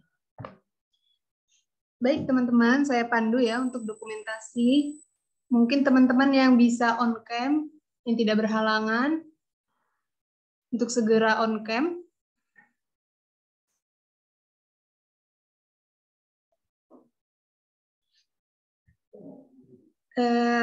Ketika ada aba-aba dari saya, teman-teman jangan off cam dulu ya, karena ada beberapa slide yang nanti saya dokumentasikan. Oke. Mulai dari slide yang pertama, 1, 2, 3. Oke, please tunggu dulu. Slide yang kedua, selanjutnya 1, 2, 3. Slide yang ketiga, 1, 2, 3. Yang terakhir, 1, 2, 3. Oke, terima kasih teman-teman. Baik, terima kasih banyak atas panitia yang sudah memberi dokumentasi. Alhamdulillah mungkin untuk sesi pertama kegiatan kita pada pagi menuju siang hari ini sudah selesai. Kepada pemateri Mbak Farah, terima kasih banyak sekali bisa sampaikan dan panitia teman-teman panitia sampaikan. Mungkin karena selanjutnya masih ada sesi untuk pengumuman lomba untuk Mbak Farah, barangkali ada kegiatan, boleh Mbak silakan kalau misalnya mau meninggalkan di room ini.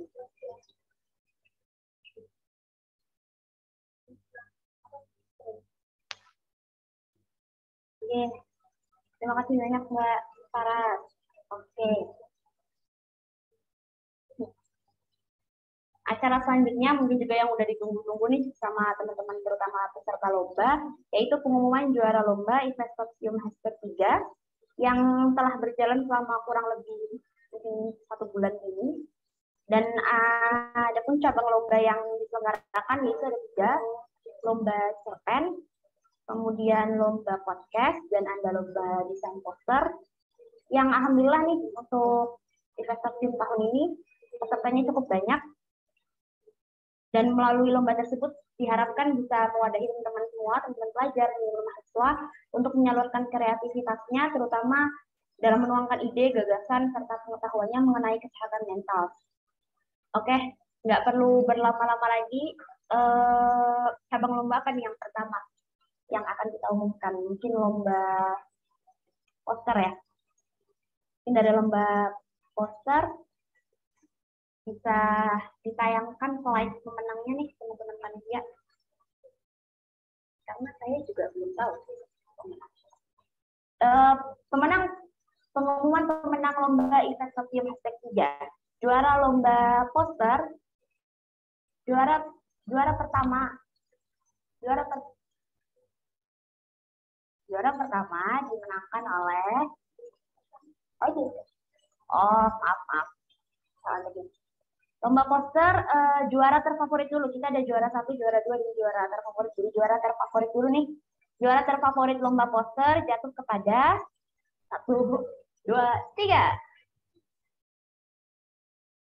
Selamat kepada Haura. Kasih reaction boleh teman-teman. Kepada Haura yang judul posternya adalah Selamat Tinggal Trauma. Apakah Kak Hauranya ada di dalam room Zoom? Jika ada bisa raise hand, Mbak. Mungkin biar saya tahu bahwa ada. Oh ya, ada Alhamdulillah Haura tapi ya. Selamat ya Mbak Haura, barakallah. Semoga bisa lebih menyemangati lagi nih untuk bikin karya-karya poster ke depannya. Oke, selanjutnya kita lanjut aja ke juara 2 lomba poster. Selamat Haura, juara 2 lomba poster event Sosium #3. Pemenangnya jatuh kepada 1, 2, 3.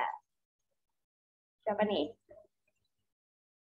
Selamat Deden dengan judul Heal. Apakah Dedennya ada di room Zoom? Boleh raise hand kalau ada. Yes. Terima kasih kembali Kak Haura. Selamat Deden, ada nggak nih Dedennya?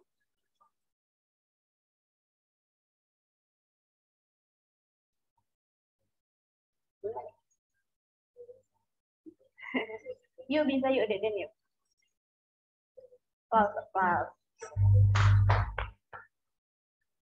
Oke, tadi sudah sempat lihat mungkin nanti akan dihubungi panitia ya untuk Dedennya. Oke, kita lanjut aja nih ke juara 1 lomba poster event Sosium #3 dengan tema How to Heal and Make a Deal with Trauma. Juara 1 lomba poster event Sosium #3. Pemenangnya jatuh kepada 3, 2, 1. Nur Aulia Rahmi, barakallah. Kak Nur Aulia Rahmi, judulnya adalah Lawan Trauma. Ya Allah. Adakah Kak Nur Aulia Rahminya di room Zoom? Boleh raise hand Kak Nur, Kak Aulia. Boleh kami selamat nih teman-teman di kolom chat. Adakah Kak Nur Aulia Rahmi di Zoom meeting? Selamat. Oke. Oke deh, kalau misalnya tidak ada, nanti mungkin akan dihubungi kepada ketiga pemenang, mungkin nanti akan dihubungi oleh panitia untuk pemberian hadiahnya, alur pemberian hadiahnya. Barakallah kepada ketiga pemenang lomba poster, semoga dengan mengikuti kegiatan ini bisa lebih mengembangkan kreativitasnya lagi, mengapresiasi apa yang sudah dibuat dan dikerjakan selama ini. Selanjutnya kita move ke lomba podcast. Oke. Lomba podcast juara terfavorit ya. Kita mulai dari terfavorit dulu. Juara terfavorit lomba podcast Fitri Fatihah Raisi.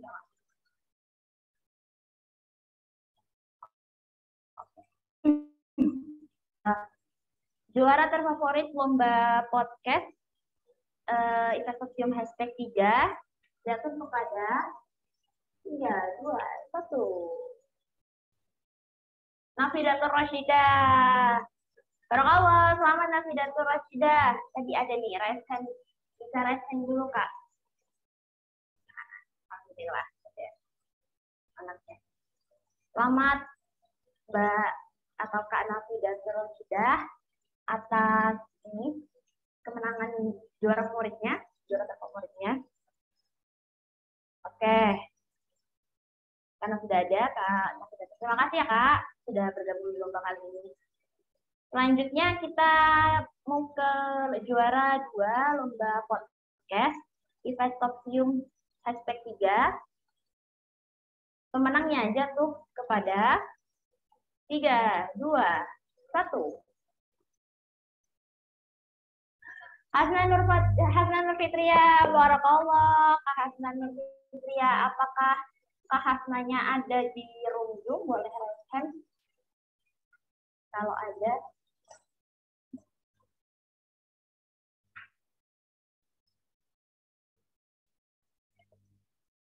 Alhamdulillah ada. Sangat Kak Hasna. Semoga bisa terus membuat podcast-podcast yang semakin inspiratif ya Kak ya. Selanjutnya kita langsung aja ke juara 1 lomba podcast lomba Ifestopsium #3 tahun 2022. Dimenangkan oleh 3, 2, 1. Siapa nih juara satunya? Selamat Luh Pramita Wijayanati. Kepada Kak Luh Pramita. Oh ada nih udah langsung raise hand. Masya Allah kayaknya udah feeling ya Kak ya. Yakin ini yakin. Oke deh. Selamat ya Kak ya. Terima kasih sudah ikut lomba Ifestopsium tahun ini. Nanti bagi para pemenang jangan lupa untuk menghubungi panitia untuk masing-masing cabang lombanya untuk nanti dibicarakan alur pemberian hadiahnya. Selanjutnya yaitu pengumuman lomba cerpen.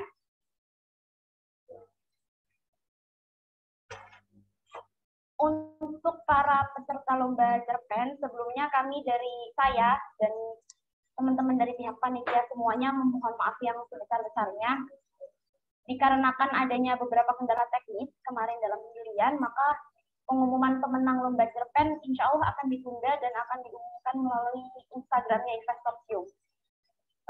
Jadi disimak aja, insya Allah nggak akan lama.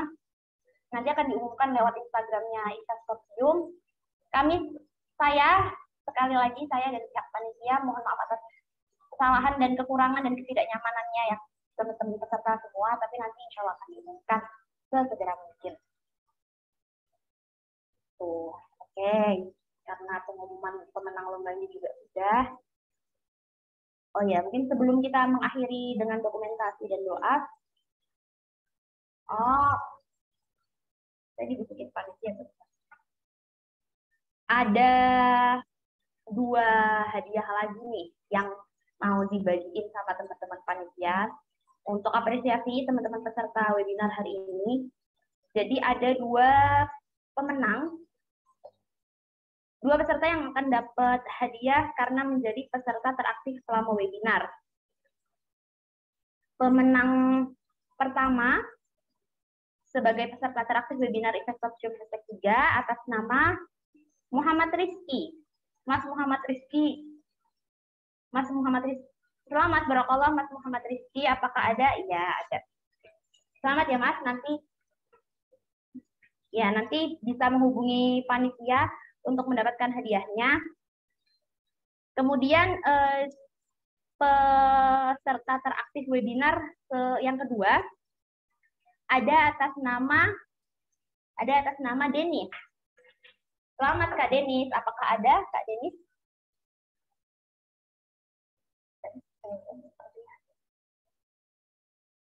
Selamat Kak Denis karena sudah telah aktif ya di webinar pada hari ini. Oke. Sekali lagi selamat pada seluruh pemenang dan peserta teraktif webinar. Nanti bisa menghubungi panitia untuk bagian hadiahnya. Sebelum kita masuk ke sesi dokumentasi terakhir, mungkin saya akan mengingatkan lagi untuk para peserta untuk mengisi link webinar yang sudah dikirimkan oleh panitia. Mungkin panitia bisa up lagi ya, bisa diisi karena nanti presensi linknya ini akan untuk dijadikan ini ya pengambilan sertifikatnya, pembagian sertifikatnya. Ya, baik, memasuki sesi terakhir, yaitu sesi dokumentasi. Dimohon untuk seluruh peserta apabila tidak ada kendala atau halangan terkait device, untuk on-cam dulu, on-cam terlebih dahulu. Dan untuk teman-teman panitia yang bertugas dokumentasi, saya persilakan untuk memimpin berjalannya sesi dokumentasi pada siang hari.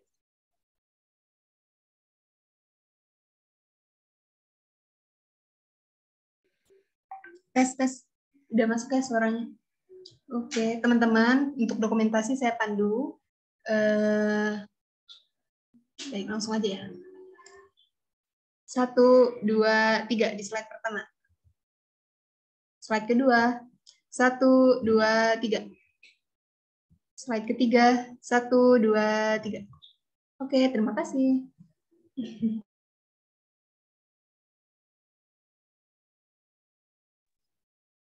Baik, terima kasih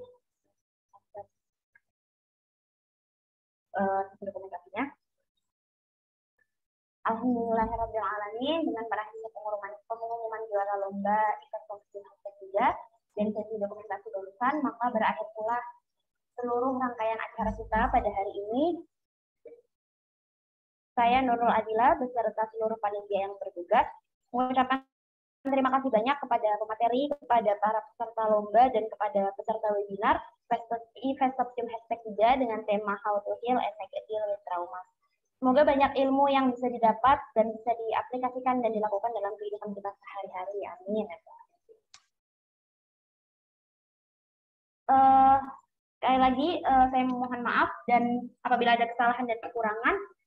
Sekian dari kami. Panitia juga mohon maaf apabila ada salah kata dan perbuatan yang disengaja maupun tidak disengaja selama acara berlangsung. Semoga acara ini bermanfaat bagi kita semua dan sampai jumpa dalam rangkaian acara event kostum #4 tahun depan. Wabillahi taufiq wal hidayah. Wassalamualaikum warahmatullahi wabarakatuh.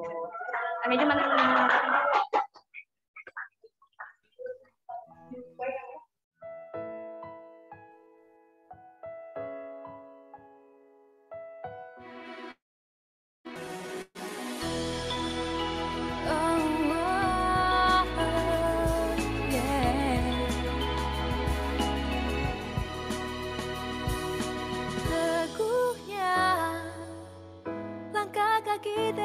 Bagaikan baja, kitalah pemuda ibu pertiwi, harapan bangsa.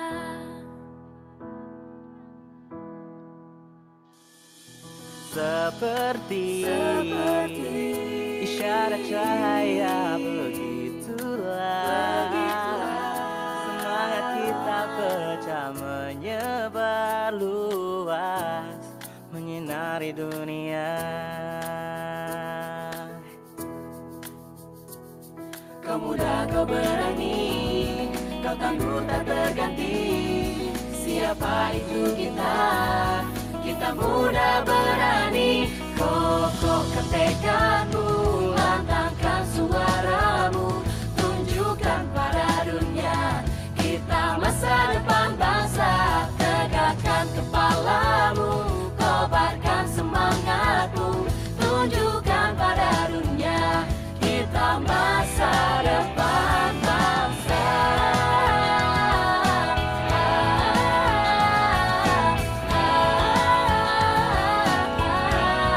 Masa depan bangsa.